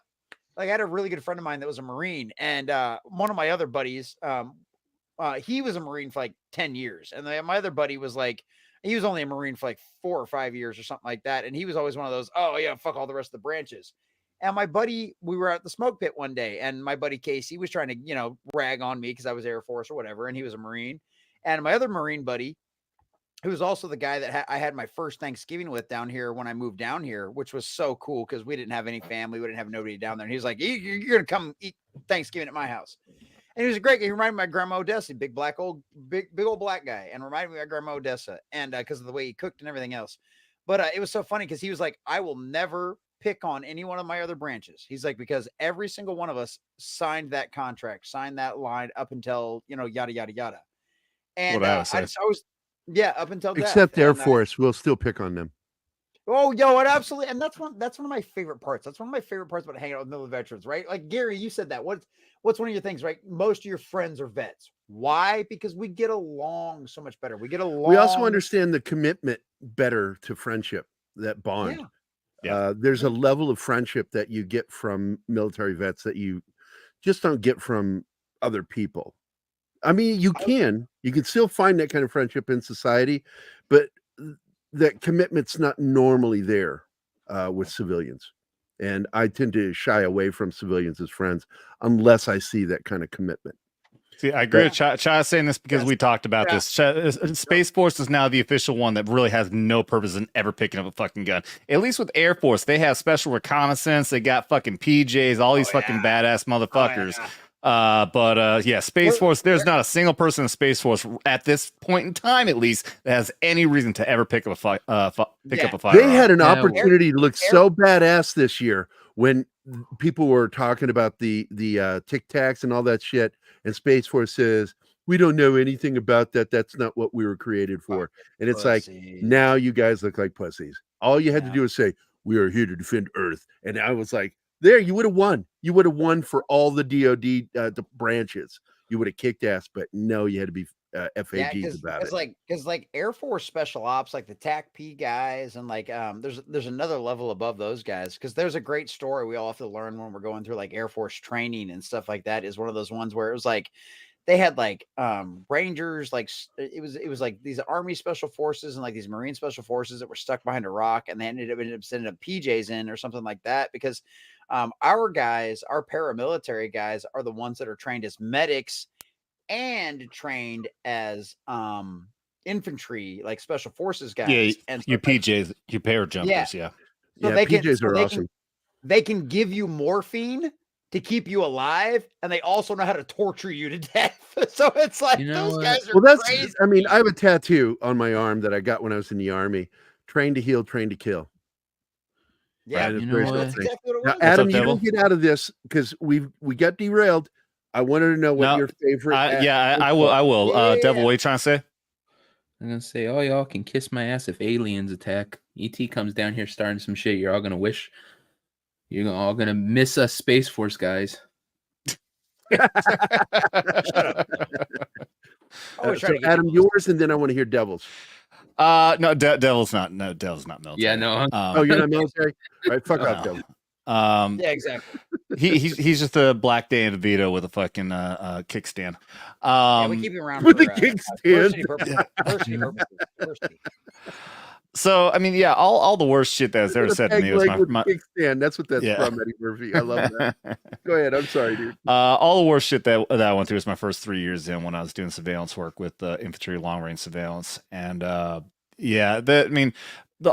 single NCO, well, not every single, all the senior guys at least were former 75th Ranger, but all the NCOs were Ranger tabbed at least. And they were fucking brutal. The unit was brand new too, so the first sergeant wanted to set a fucking precedence. And so I was a fucking cherry ass private. And I mean, the worst shit there was I was sitting here trying to think of what was I know there had to be some original shit, but it just came down to, it was just all fucking just brutal fucking nonstop fucking like hazing though. Like I tell a joke on here a lot that like I swear my first 2 weeks I thought my name was Fuckface. Because you just get it constantly, and the discipline was fucking insane. Like it just like you get just like some of the most tedious fucking tasks if you fuck up. Devil's the first to get probed by aliens. Yeah. No. In Space Force, we say we do the probing. What the hell? Yeah. But yeah, like Yeah, I mean, I literally did have one. We were in the field for FTX, and I got attached to one of the fucking teams, and I knew what I was doing. I was a good fucking soldier. I did everything fucking right, but this fucking NCO just was fucking brutal. I mean, he was just making me fucking hurry up. You're fucking too slow. I was not too fucking slow, but so because I was so pissed off at what an asshole he was, I started intentionally taking my time. Like he started doing this fucking countdown, right? He's like, you better be out of here in fucking 10 seconds. 10, 9. I had so much fucking time. I just like casually, I threw my ruck over my back and I slow walked to the fucking door, giving him a very proverbial fucking middle finger. I went around the side.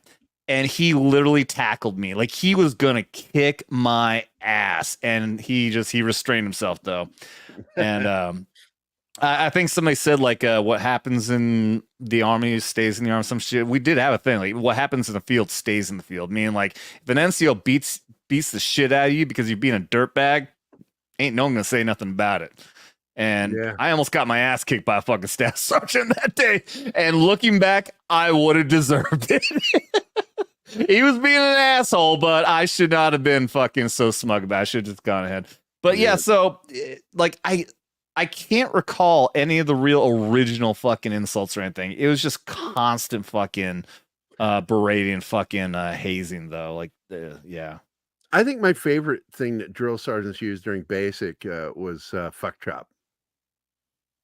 The military has, because fucktard comes from the army too, or Marine Corps. Marine Corps brought that one about. It's a mixture of fucking retard. It becomes fucktard. Fucking pork chop means you're useless. So fuck chop is the way the army broke that into one word. They would do that. They would do these contractions. They would take these other words and turn them into one word. Fuck chop. I never got called a fuck chop, but guys around me were constantly being called fuck chops because they were just shitty soldiers. But I'm going to tell you two fucked up funny things that happened in the military. First one, during basic, I think I've told you this one before, Adam. When I was doing the first obstacle course, there's this one drill instructor, and it was the log, and he's got his legs, he's like this, crossing his legs underneath, locked in, and he can't move, and he's got his Smokey Bear hat on, he's staring down the line, not looking at me. And I ran up to go over this log, and I stopped, and I knew that he saw me peripherally. Stop, and I'm looking at him because you can tell when someone's looking at you peripherally. And I'm just looking at him. I stopped for that like millisecond, it seems, and he turned and looked at me, and I yelled at him, "This is nothing like stripes." And then I continued down the lane, and I could hear him chuckling behind me. Thought that was funny. Then the next time was while I was a medic full time. I was at permanent party.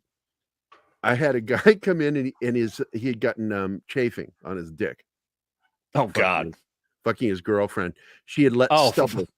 She had let stubble occur. She was shaving it and let stubble, and it rubbed his dick raw. Okay. Yeah. He's like, "What do I need to put on this?" And I said, "Oh my God, you know." And he's talking to me as I'm getting him a salve to put on there. "I'm not doing this for you. You do it yourself." I don't get paid enough to fucking do this. And as I'm telling him, he says, "Yeah, man, it hurts so bad. I faked coming." I said, "How did you fake coming?" He goes, "I squirted some piss in her." What? And later his girlfriend complained that there must be something wrong with his sperm because it was watery. Oh my God. I knew a guy that faked a nut once time, but he didn't have to pee in the girl. He just peed in her. Like, He said it hurt so bad he couldn't. He had to fake a nut, and he squirted some pee into her to make her feel that something went into her. That's so gross. Oh my God. Totally That's not necessary. That's not necessary. So y'all tripped me out. Your fucking audience, like, okay, so you went from 101st Airborne and you got transferred into PSYOP as a medic, dude. Yeah, and that's the thing. Yeah, my second half of my career I spent in PSYOP, 4th PSYOP group out of Fort Bragg. No shit. That's awesome. Hell yeah. Golden shower. Okay. It's more like a douche. It's a douche. I was thinking about trying. I was thinking about this the other day. Eventually, I've got Frank V pops in the chat from time to time. He was a staff sergeant when I was a private, eventually specialist in 74th Lures.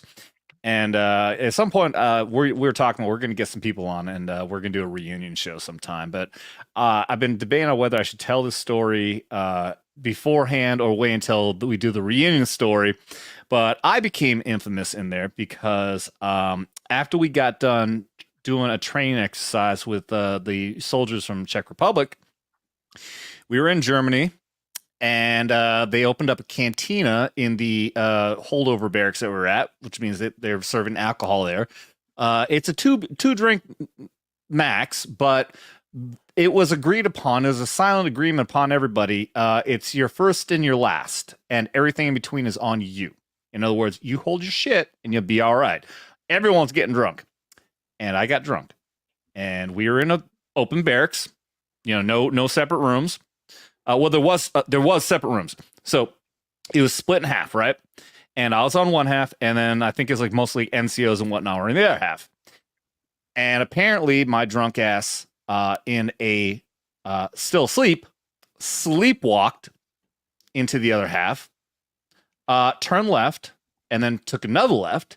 And looking back, I realized that this is the way that the bathroom was set up. So I was walking into the bathroom, turned left, took another left, and that's where the urinal will be, and proceeded to piss right on Staff Sergeant Davis's bunk. One of the meanest motherfuckers in the fucking detachment. Staff Sergeant Davis, fucking Ranger, expert infantry, fucking master parachutist, fucking every fucking badge you can imagine, and one of the meanest motherfuckers in the detachment, and I pissed on him in the middle of the fucking night. And the next 24 hours became the worst hell of my fucking life. Wonder why. Oh, it was bad. It was so bad. So, yeah. When those guys come on, they'll be able to laugh about that and laugh in my face at everything I went through for the next day or so. Yeah. We had something like that happen during boot. The other platoon on the other side of the barracks there at Fort Leonard Wood, and some reason they were doing construction on that part of the barracks. So instead of a door, there was a plastic curtain between us, so we could hear everything happening down there. During Zero Dark 30 at night, man, we were awakened by screaming and yelling from the barracks next door to us, and all of a sudden you hear that one guy stood up on another guy's bunk and pissed in his face at like 1 o'clock, 2 o'clock in the morning. Just decided to do this. And drill sergeant had them out there doing grass drills in the middle of the night. It was so everybody was punished for this incident. But that's what happened. One of the dudes stood on another dude and pissed in his face while he was sleeping. And he woke to it and a fight broke out. What, as a prank though? I mean, he did no, it on purpose as a the prank? dude that pissed on him did not like him, and that was his way of saying "fuck you." I'm going to piss on you. I'm going to piss in your face. So what you're saying is soldiers are into water sports, huh? There's a lot of water sports in the military. A lot of weird shit happens. Yeah. By the way, Chaya Actually, Miller, did I happen. followed you on Twitter. Huh? Chaya Miller. Oh, That's yeah. in the chat. I followed her on Twitter. Yeah, it wasn't gay.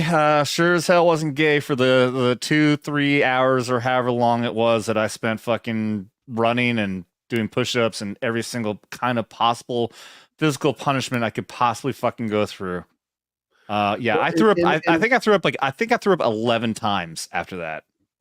Did you go into complete, like, when it happened to me, I stood up to our first sergeant and I paid the price. The guys that were going to be punished, it pissed me off that he was going to punish these guys. I said, if you're going to punish them, you're going to punish me. And he was like, oh, really? He says, you guys sit down. And they sat down and he completely wrecked me on that hill. He put me on a hill, made me do setups and push-ups against the hill. And whenever my arms would give out, he'd roll over, do sit-ups. Your tummy hurting? Roll over, do push-ups. And I did that until I went into complete collapse. I couldn't even get up. They had to carry me back. I remember having to do fucking, I forget what the kind of sprint was, and then up, down goes, and fucking, oh my God, it was just so bad. Mountain climbers It were was one- so bad. lunges, whatever they call those, that fucking wore me out. Mountain man. climb, dude, the fucking stats on days having doing just every fucking thing. It was the worst night of my life. I mean, I think I can easily say that it was the worst fucking night of my life. It was so bad. Oh God! And then afterwards, like they didn't have us doing fucking Firewatch, but then because of me, then all of a sudden we had to do Firewatch for the rest of the fucking deployment, and everyone knew it was Piss Watch is what it really fucking was. And and then after that, then there's this sergeant who created fucking barriers, and every time I was about to say my name. Every time you fucking cross this barrier, you got to knock out fucking, I can't remember how many push-ups. Every damn time I had to walk by there. Dude, that sucked. That's so bad. Fuck. Burpees. Yeah. No, I feel you, man. I don't remember burpees. I never even learned what burpees were. They didn't have a student that. Yeah. Piss watch. Is that a stress test? You're standing up with your hands on your hip, and then you drop to the ground, and you got to get back up. I don't think we ever did those in the Army. We did grass drills, and there was lunges, mountain climber, there's push-ups and setups. In the Army, you don't have push-ups. They're called front-leaning rest position. They don't call it a push-up. They'll go 1 quarter to the right, move, and you turn front-leaning rest position. Front-leaning rest position, move. Well, the exercise was still called push-ups. Just the position is called the front-leaning rest. They'll say push-up position, front-leaning. No, they don't say push-up position. It's just like even in the manual, it is still called the push-up, but it's just that position is called the front-leaning rest position. Front-leaning rest position, and my favorite one, because never once in the military did I ever hear drop and give me 20. Never heard any number ever given, because the way sergeants, officers, anybody that's going to punish you, they're not going to tell you how many they're going to give you. They're going to go until you're punished, and they'll watch you, and they'll just say, beat your face. That's what they yell. Beat your face. Go until I'm going to make you do push-ups until I'm tired. Yeah. I had one time, the entire team got punished, and all he said, he just put us on automate. Basically, he said, you guys all just do whatever you can, and just once you drop a drop of sweat, then you can stop. So we were able to do whatever exercise we wanted, but then once we weren't able to leave, this is end of day. We weren't able to go home until we dropped a bead of sweat. And he just sat there. He was doing work. He's just sitting on his fucking computer. Yep, fun times. Front leaning rest position. Go. Yes, Cam. And people think that getting smoked is only something that happens during training. No, and that's one thing we laughed about when we went to see that movie, The Hurt Locker. When he talks shit to his senior NCO in front of everybody, I said, in real life, the guy would have smoked him right there. Absolutely. Oh, yeah, no doubt. Fucking wrecked him. That shit goes on. Permanent party, it happens. And they have that permission to punish you physically. Corporal punishment in the military. They can't beat you, but they can make you do push-ups and shit like that, which you wish you'd been beaten when they're done. What I fucking hated was when I went through PLDC, which is sergeant school essentially. Right. They try to teach us how to correct a soldier without using physical, using fucking smokes and smoking them or anything like that. And they really tried to get this into our head that it's not effective. And I'm like, motherfucker, bullshit, it ain't. I fucking went through Lurst detachment as a fucking cherry fucking private, and I was scared every fucking day of getting smoked by the fucking sergeants. Bullshit, it ain't fucking effective. And I argue with them. I had one, I can't remember what the fuck I did, but he made me write a fucking like 500 word essay. And I basically gave him a fucking middle finger, and I gave all the fucking reasons in my experience and when I was going through and fucking in the 173rd about why that kind of punishment is very fucking effective. And I know damn well he never fucking read a single word of it because he didn't say shit to me. It was a proverbial fucking fuck you. I ain't buying this fucking bullshit. But yeah. We're coming up on 2 hours 43 minutes. Let's go ahead and wrap this up, guys. I think it sounds like everyone's getting quiet. Dermy looks like he's falling asleep. I gotta take a nasty Shinatsky. A nasty Shinatsky. Yeah, and then I'm gonna have to wipe my. We do have one other thing we should that's in the title at least that we should talk about real quick before we head out. Skinemax. See if anybody's interested in it. Sure. All right. So Rebel, I know Chai always wants more. Chai's always sad whenever we're getting ready to leave. I love you, Chai. You're awesome. Yeah, she's great. So this is the only other thing that was in the title that we wanted to talk about. I don't know if you guys have seen the trailer for Rebel Moon yet. I'm not interested in this thing at all. Well, and that's one of those things. It's like everybody's a little bit different when it comes to this. And but the critics are hate it. It's not the first time that Zack Snyder has got the critics hate it. The audience score right now is currently at 72%. Not sure how there's an audience score yet, considering it's not supposed to come out until next year. But apparently some people have gotten it earlier. But as of right now, once again, as most Zack Snyder movies have been out there, I just realized my mic has been muted. It's actually out right now over in the UK, I believe. So you can, I think it might be out on UK Netflix. So if you want, their friend is Jack Sparrow. Well, if you use a VPN, can't you look at it? Well, yeah, but what I'm trying to imply is more than likely, because it's coming out on streaming and select theaters. I don't know if it's out in theaters in the UK, but if it's on Netflix in the UK, your friend Jack Sparrow might be able to help you. There you go. So I just didn't know if anybody. I know. Gary already said he's interested in this. Dermy, is this something you're interested in? Have you seen the trailer? Is it something you're excited about? I haven't seen the trailer. I know my buddy Renaissance Nerd, he's super interested in it just because it's more up his alley, because he does a lot of Star Wars stuff and everything like that. He's big into Star Wars. I have no interest whatsoever, and I think this goes more to say that not just how Zack Snyder makes me feel, especially after the stream from hell, essentially is what I'm going to call it. I think it goes to say my real interest in Star Wars is basically non-existent. Like, if I had interest in Star Wars, maybe I would be willing to watch this and check it out, but I just couldn't give a shit. It's cool that it's a brand new IP, but it's a retread of his original Star Wars script and everything like that. So that's why I just, it's happening. Definitely get any thoughts? I'll watch it if people I trust say it's good, but I'm not like looking forward to it. I'm not like, oh, ooh. If Adam says it's good, I'll check it out. Yeah, that's exactly it. If Adam says it's good, I'll probably watch it. Well, and that was one of the things a lot of people, because I know there's a lot of people out there that are like major Snyder bros. And so it's one of those situations. It's one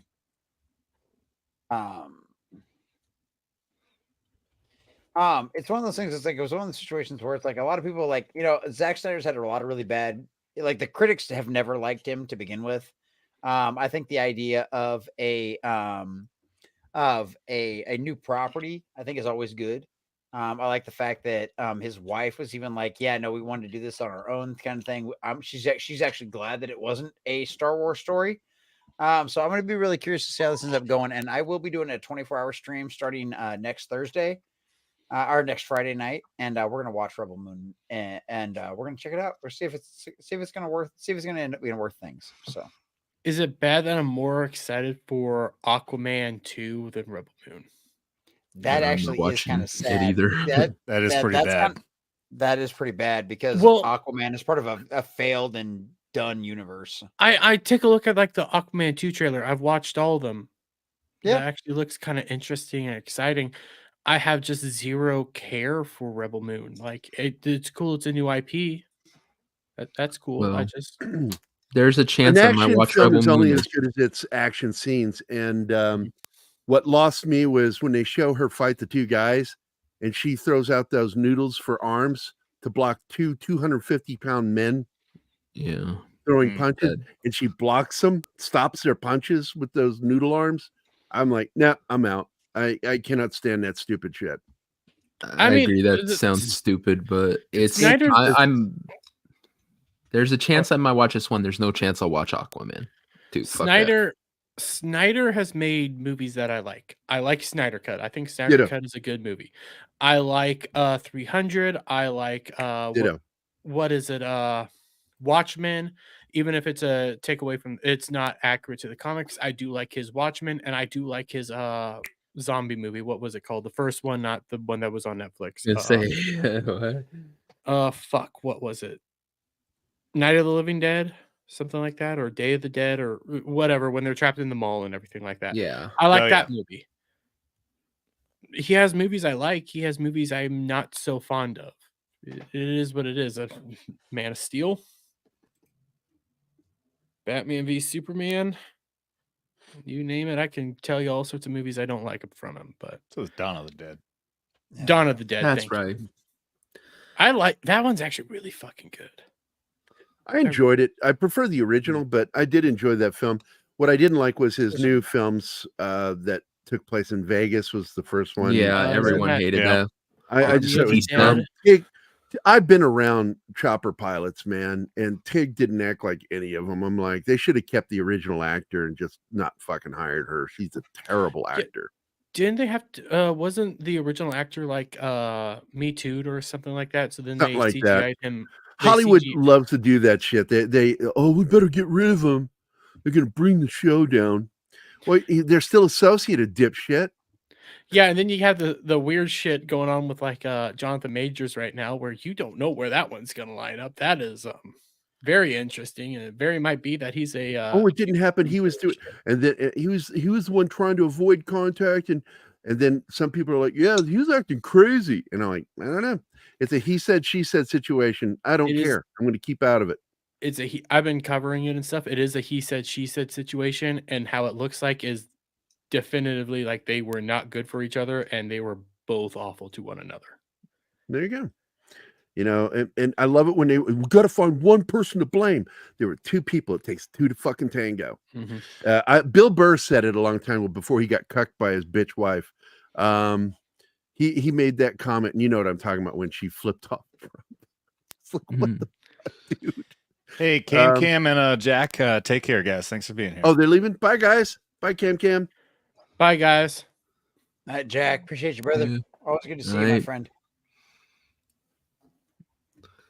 So, we're gonna. I don't know if there's anything else you want to talk about that. I got the banner going on the bottom. If anyone wants to buy one final shot before we end up wrapping up, be greatly appreciated. Also, big shout out and love to all the members out there. Remember, in the credits, we're not ending right now, but in the credits, all y'all are in the credits now. Love every single one of you guys. Thank you so much. Was there anything else left on that topic that you want to talk about, Rebel Moon? No, there wasn't really too much. It was just kind of one of those things. It's like Color Shock. The critics hate it. A lot of people are like, that what probably was is going to be really good. I couldn't hear your mouth was away from the mic. Sorry. No, basically what it came down to was that a lot of the critics hate it. Color Shock there. They don't like a lot of Rebel that Moon stuff. Yeah, Rebel Moon. They don't like Zack Snyder. They never have. Not for a long time. There are things from him like seem to love him. Dermy said, man. I think it was Dermy who said it about some of the stuff. I love Zack Snyder's early work. What I don't like is like he doesn't understand Superman at all, and neither did anybody who wrote that script. Jonathan Christopher Nolan, and Akiva Goldsman. None of them understood Superman, and so there was. Every time you see Batman, it's problematic. Batman, on the other hand, I think he handled okay. It was still the Dark Knight. He is fixated with Frank Miller's Batman, which is not the definitive Batman, but that's the Batman he loves. So every time you see Frank Miller's Batman, you're seeing, every time you saw Zack Snyder's Batman, you're seeing Frank Miller's Batman. He could probably do a fantastic Batman.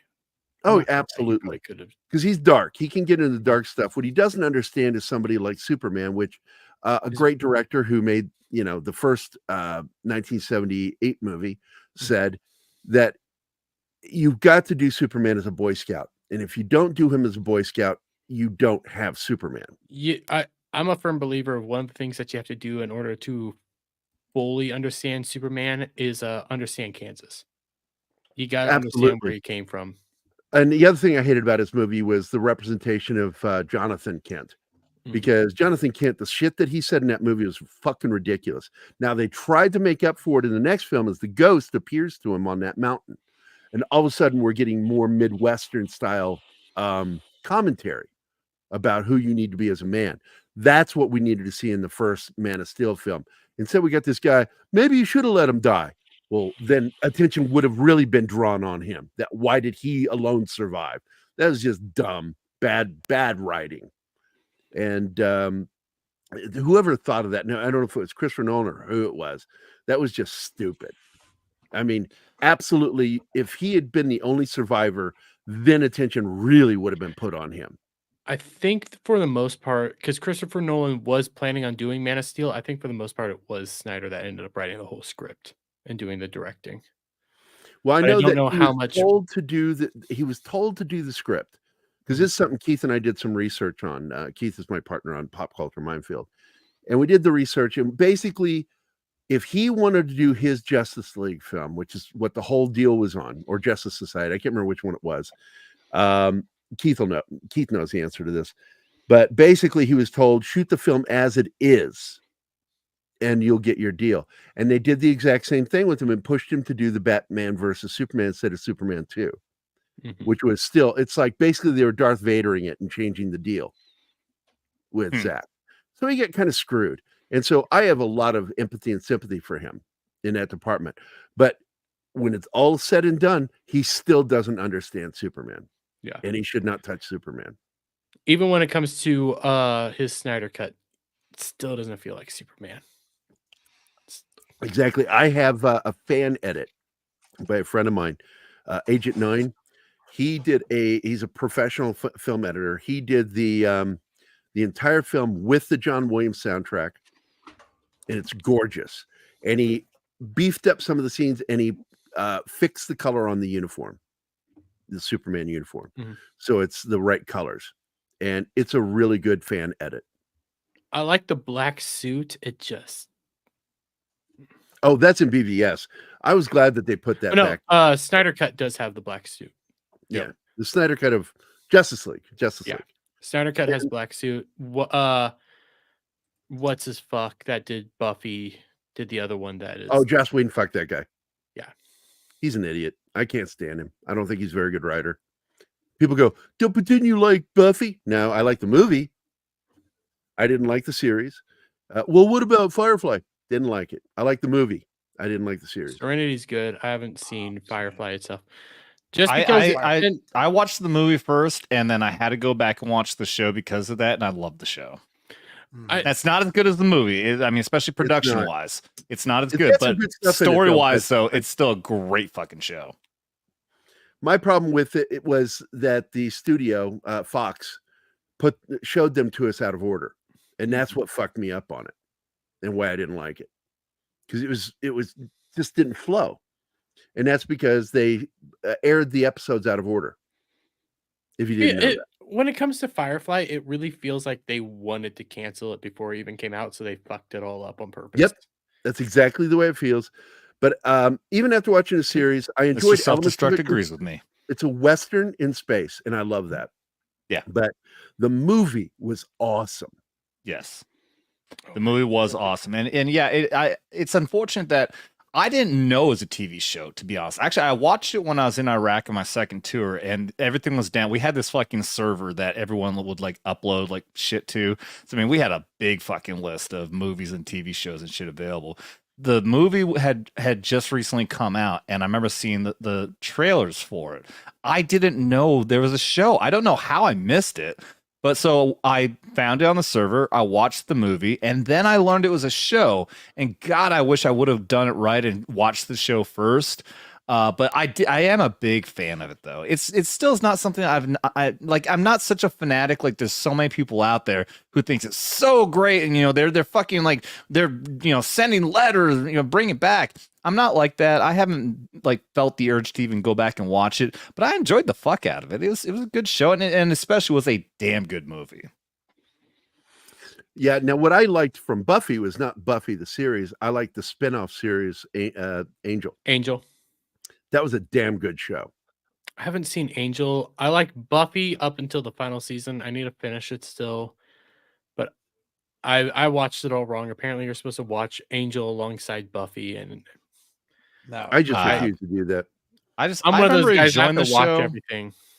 I remember can't do that jumping back. Yeah, I remember enjoying the show, but it wasn't something really that I had to watch. I didn't watch the whole thing, and I never watched Angel. I would say, but the reason I like Buffy is because of certain characters and just how they interact with each other. The final season just falls off a cliff, in my opinion. Yes, child, Buffy the Vampire Slayer. We're not talking about. We're watching a show about Buffy from 90210 or whatever the fuck. Buffy, yeah, Buffy the Vampire Slayer. Also, I want to point out. I wanted to point out that Perdido, who made the comment about Navy has always been forthcoming with how gay they were. That's why Submariners stand watch Winnie the Pooh. Winnie the Pooh means red shirt and nothing underneath. So naked from the waist down. I have never heard anything like that. I don't understand why they'd be standing watch naked from the waist down. But thank you for pointing that out. That does confirm the Navy is gay. Appreciate that. During Basic, that reminds me, Julio is my best friend from Basic and AIT. We hung out together all the time. He was just my best bro. And we had to pull guard duty one night. Because during Basic, you're going to do KP and you're going to pull guard duty. Okay, it's going to happen. KP. And we go ahead. KP is a kitchen duty for those who don't know. We had to guard a cow pasture. There were 2 folding chairs out in the middle of a fucking cow pasture. And we sat in the middle of the night. They had a floodlight about 50 yards from us. And we just sat there out in the middle of this field. And we had to stay there until we were properly relieved. And we started talking about our girlfriends. And it got to sexy talk, about our girlfriends, just how hot they were. And he gets up and he says, I got to take a piss. And he's gone for like 15, 20 minutes. And I'm like, where the fuck is he? Like, what's taking him so long? Finally, he comes back and he admits that he'd gone out there and rubbed one out in the middle of this fucking cow pasture. And I'm like, what the fuck is wrong with you? Like, why would you do that? I heard, I don't know. I think this happened in a company when I was in the 173rd over in Italy. So I heard the story that some dude, when we were on a fucking training detail where we had portal shitters, some dude was fucking going into the porta john and rubbing it out so often that he got dehydrated and had to get a fucking IV. I've done that. I'm in a porta shitter? In a fucking porta john? Not in a porta shitter, but I've dehydrated from rubbing it out. Dude, in a porta john, and it was hot too. There's no doubt. The dude's in there fucking wanking, sweating his fucking ass off. So in a porta shitter, sniffing fucking literal human shit so much that he had to get a fucking IV. Oh man, no, I'm out of here, guys. Oh, Devil, it's nice meeting you, dude. Yep, nice meeting you. I need to go as well, guys. Yeah, we're gonna close it out. Devil and Dermy, video description below. Check him out. Check out Beazelhub for Devil Made Me Do It there. It was good to meet you, Gary. It was nice meeting you, Dermy. I'm going to give you one little story. It's not a full story. I'm just going to tell you what happened. Everybody was complaining going into one of those old Fort Leonard Wood shitters out in the middle of training fields. Okay. These are ones that have been around since World War I, World War II. Okay. And it's just a big, long bench with holes cut in them. Wood bench. And you shit down into a big fucking hole in the ground. And you're right next to a guy. And I'm like, everybody's like going, oh, it smells so bad. And I'm sitting there going, we've got pro masks, you fucking idiots. And I put my pro mask on when I went in to take a shit. And everybody was like, oh, fucking Kissell knows what to do. And everybody started masking up. And I'm like, this is much better. And I'm telling you, man, it was the way to go in the military. If you're going to go into a shitter, put your pro mask on. Oh, that is actually kind of funny. I can stay to say this. I used to do Boy Scouts and everything like that. I went to summer camp. You used to do Boy Scouts. Yes, I know the phrasing. You said it, dude. Phrasing. I'm awful with phrasing. Okay, I used to be in Boy Scouts. We had our own summer camp, and those bathrooms smelled like death. Old latrines. It was just a hole in the ground essentially, and it was never something you wanted to go into. I actually saw a snake and a tarantula crawl out of those toilets once. And they said, "Hey, what's up?" Yeah, the rule was always squat, don't sit. So yeah, don't sit on those things. Good way to get bit by a black widow. Yeah, I'm gonna head out, guys. Have a wonderful night. Thanks for stopping by, buddy. Yeah, floating guns. Yeah, there you go. Dude, one time. Okay, so I mean, yeah, when you're in the army, you find yourself having to take a dump in a lot of weird places. Dude, yeah. I remember when we went for cold weather training in northern Italy, up in the mountains, and they brought a fucking porto shitter out there, and it was the fucking most fancy fucking porto john I've ever seen. It actually had a flushing ability. Like you'd step on this fucking thing and it would run water through the thing. Same thing also it had a fucking, you can wash your hands. Like the fucking Italian fucking Porto John was like the Cadillac of fucking Porto Johns. Yeah. But it was for a cold weather exercise. It was frozen fucking solid. We were dumping on a block of fucking ice. The water lines. Yeah. Oh, but also I don't remember where it was, but I think we were I think it was at a rifle range. No, it was in Europe. We were doing cross train with another country, maybe Hungary, and they had a wooden Porto John setup where there was no separation. There's 3 fucking holes on a fucking platform of wood that you're sitting in. It's still inside a building, but like you said, so you sit and you got to position yourself over this fucking over this hole. But I mean, in any case, thank God I never had to take a dump in there while somebody else needed to. I did have to do that in fucking Iraq. I'll tell that story another day. But you can't help but fucking get your fucking dick and balls on this fucking wood. And it didn't even occur to me to fucking worry about it. But I had growth. Like shit, like something like I don't know what the fuck I got, but I got something. My fucking dick was like itching shit for like 2 fucking weeks. Thank God it went away. It wasn't anything permanent, but yeah, some fucking nasty motherfucker dropped their balls on there and I fucking picked up on it. Ew. I know, dude. I was just more worried about making sure I'm getting my fucking asshole over this goddamn fucking sawed out fucking piece of wood. Wasn't even conscientious of them. Maybe I shouldn't let my fucking dick and balls touch the fucking plywood. I think, by the way, that was one of the worst things I hated about being a medic. Oh, yeah, you had to see all the grossest shit, didn't you? Guys would just walk up and flop their dick out in front of me. They're like, "Is this look right?" I went, "No, because it's in front of me. Get it the fuck away from me. Don't point that thing at me." We got done with a fucking training mission one time, and this dude fucking was complaining like his junk was like there's something wrong with his junk. I was on the other side of the tent. He whips it out asking his buddy, "Hey, can you take a look at this?" And the fucking stench got all the way over to me like that, and I was about to fucking vomit. It smelled so bad. Ugh. Oh. I can smell it right now because I you know the smell. You know what it is. Oh yeah. What was the fucking term? Like what would we call it? Like just when you fucking your shit gets too wet and it fucking funks up. Yeah, the musky smell. Yeah, I think the smell that will stick with me for life was I was a paramedic up in Washington. It was like I was just starting. It was like I was early. Was still kind of new from being a combat medic to doing civilian shit. And this woman, older woman, had eaten something and made her sick. Okay. And she's like, as I'm doing my report, asking her questions, interviewing her, she's like telling me she's emptied out. She's vomited all she could vomit. She's done. I get her in the back of my rig and I'm teching the call, which means you've got the driver and the tech, and we rotate. Call.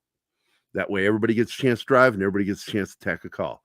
So I'm teching the call and I'm back there with her, and she's like told me multiple times I've emptied out. There's nothing left.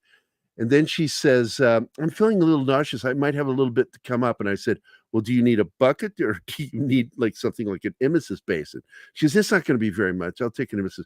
So I got an emesis basin. If you don't know what that is, it's a little curved tray it's cups a little bit. It's really small, so she could spit in it. And she fucking projectile vomited like about a gallon into this thing, and it got all over me. Some of it went in my mouth and in my nose. No.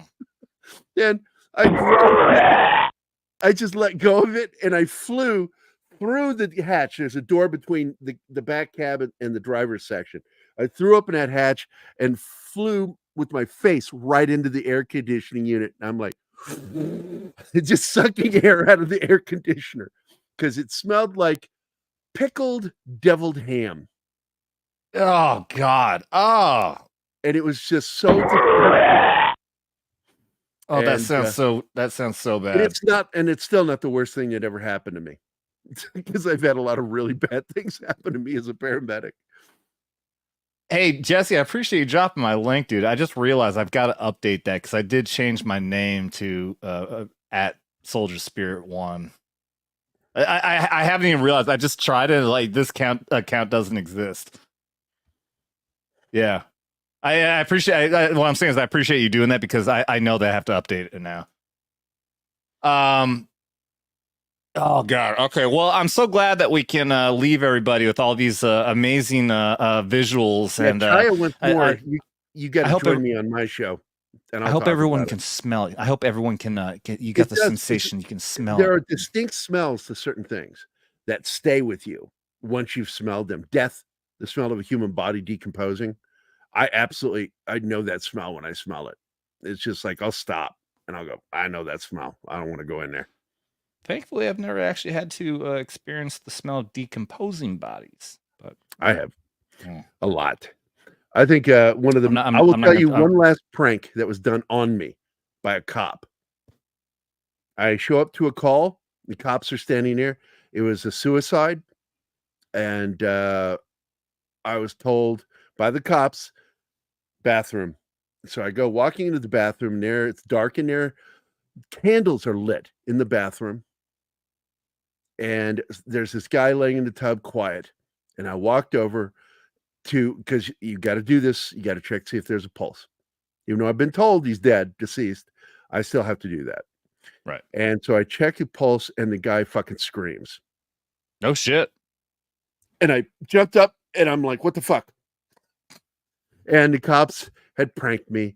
The dead guy was in the bedroom. That was the boyfriend. Oh, God. Taking a calming fucking bath because his boyfriend committed suicide. And they pranked you with that?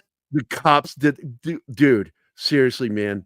I've got fucked up stories. There's a reason my PTS exists from shit that happened to me as a paramedic.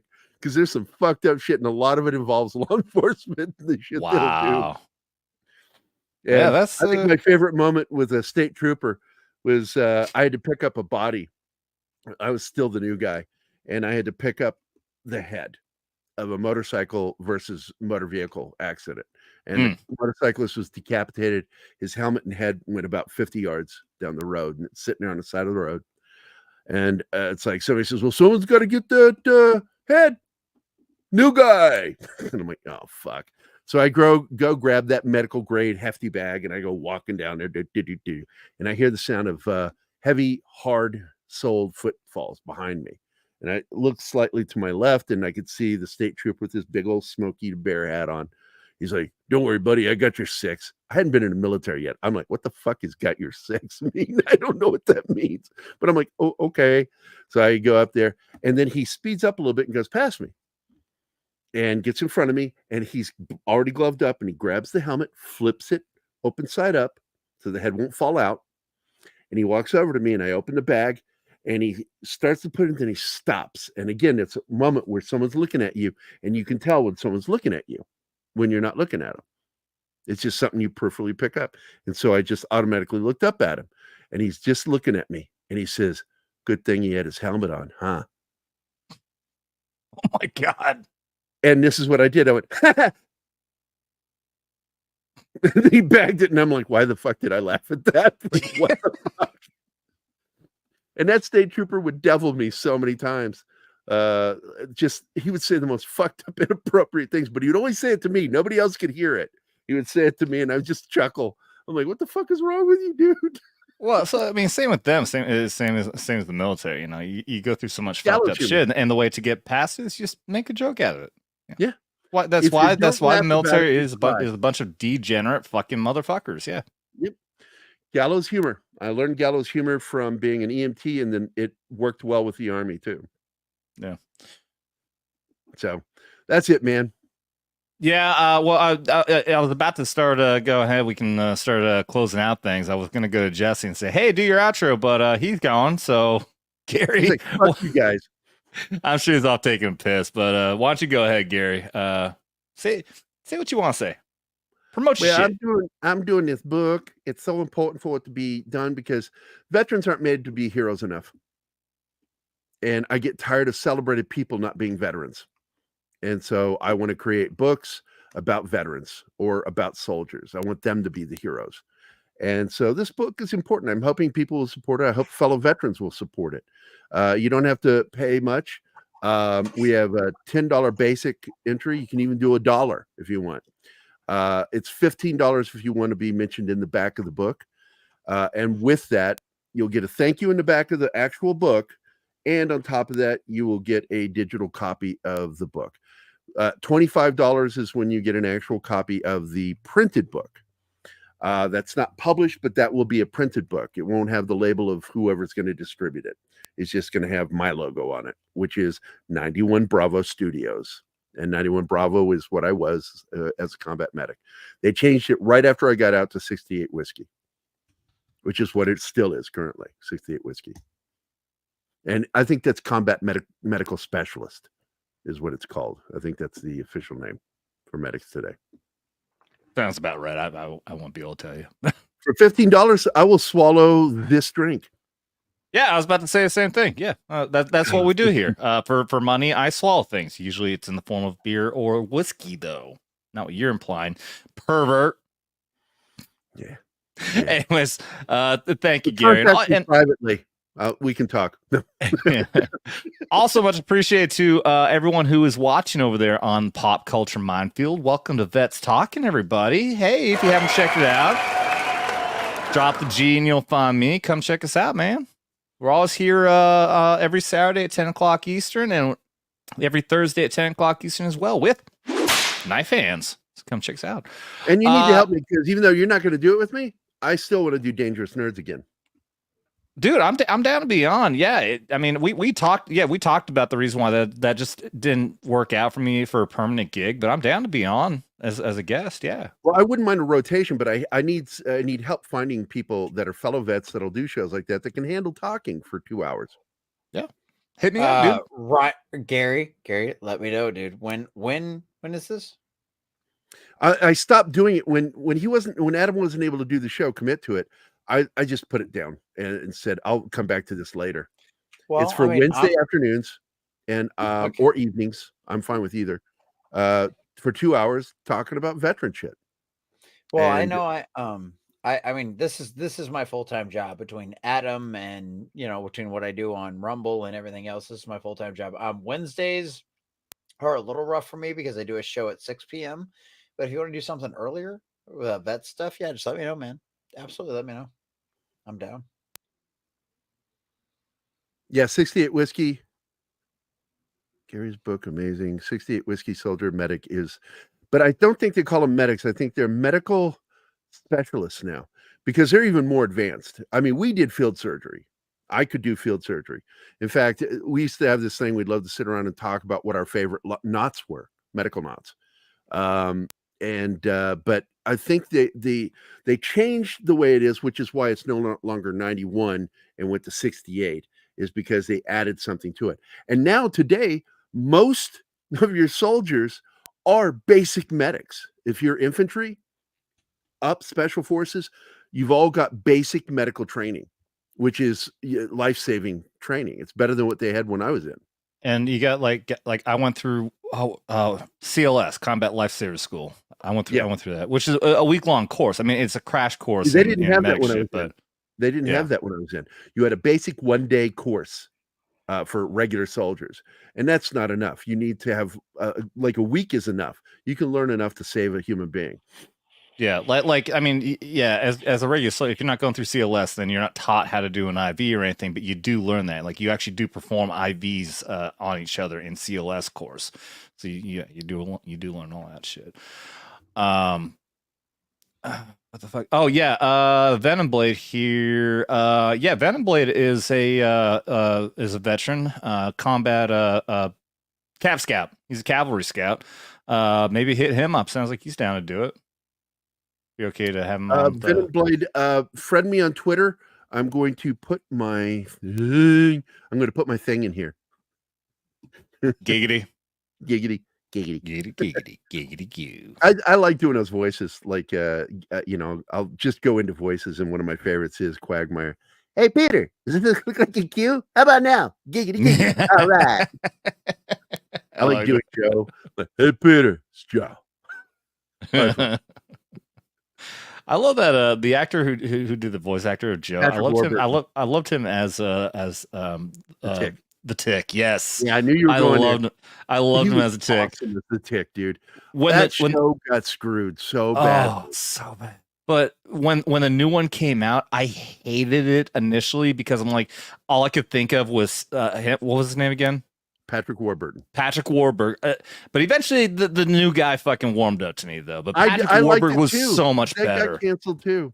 You know? Yeah, I know, and it ended up being really fucking good. I mean, the quality was good. The production value of the original Tick live action show was terrible, but it was still fucking funny as shit. Gary Nerdrotic said it that every iteration of the Tick was always good. I remember the fucking cartoon. I loved the cartoon as a kid, and then both iterations of the live action was also fucking good. Mouse. It was Batman. You had American Made. Yeah, I hated that on the live action show. They changed the names.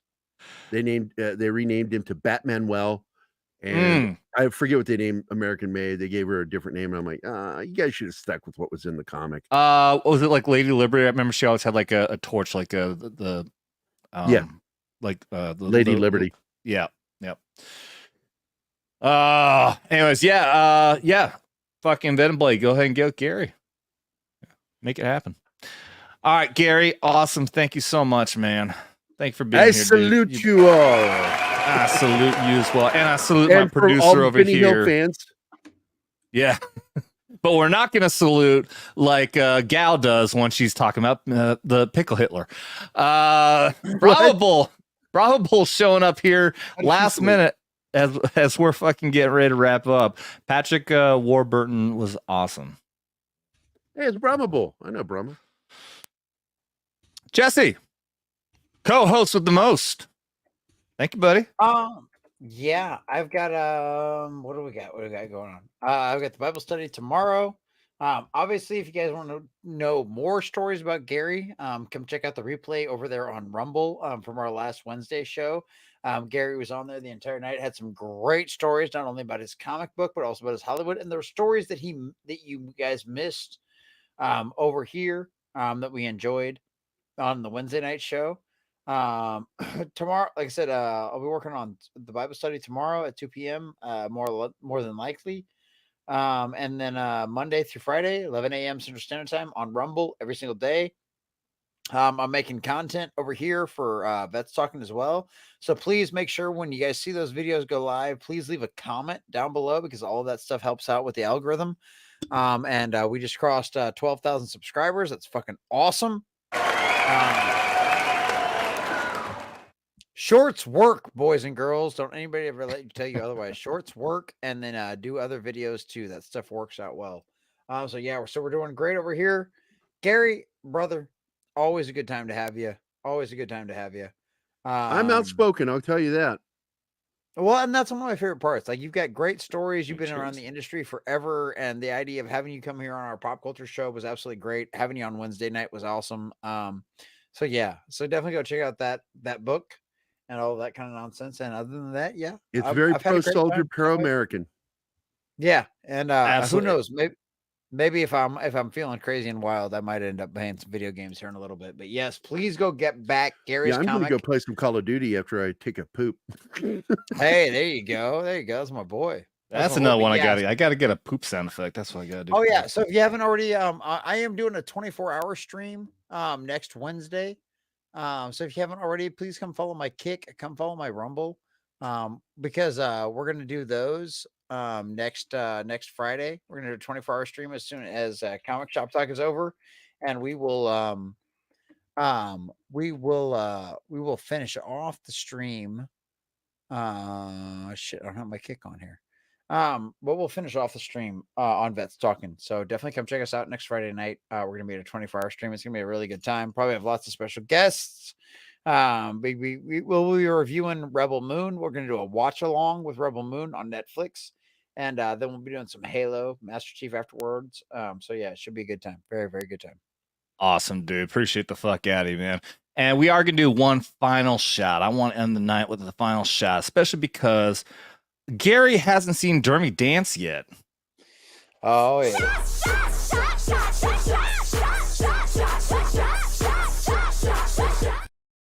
Cheers to all you motherfuckers. Thank you.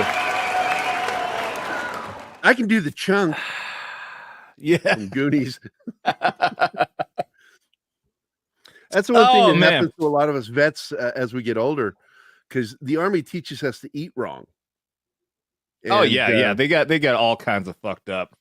My girlfriends would always ask, like, why do you eat with your arm over your food and down close to your food? And I'm like going, you have 3 minutes to eat and 2 of them are already gone.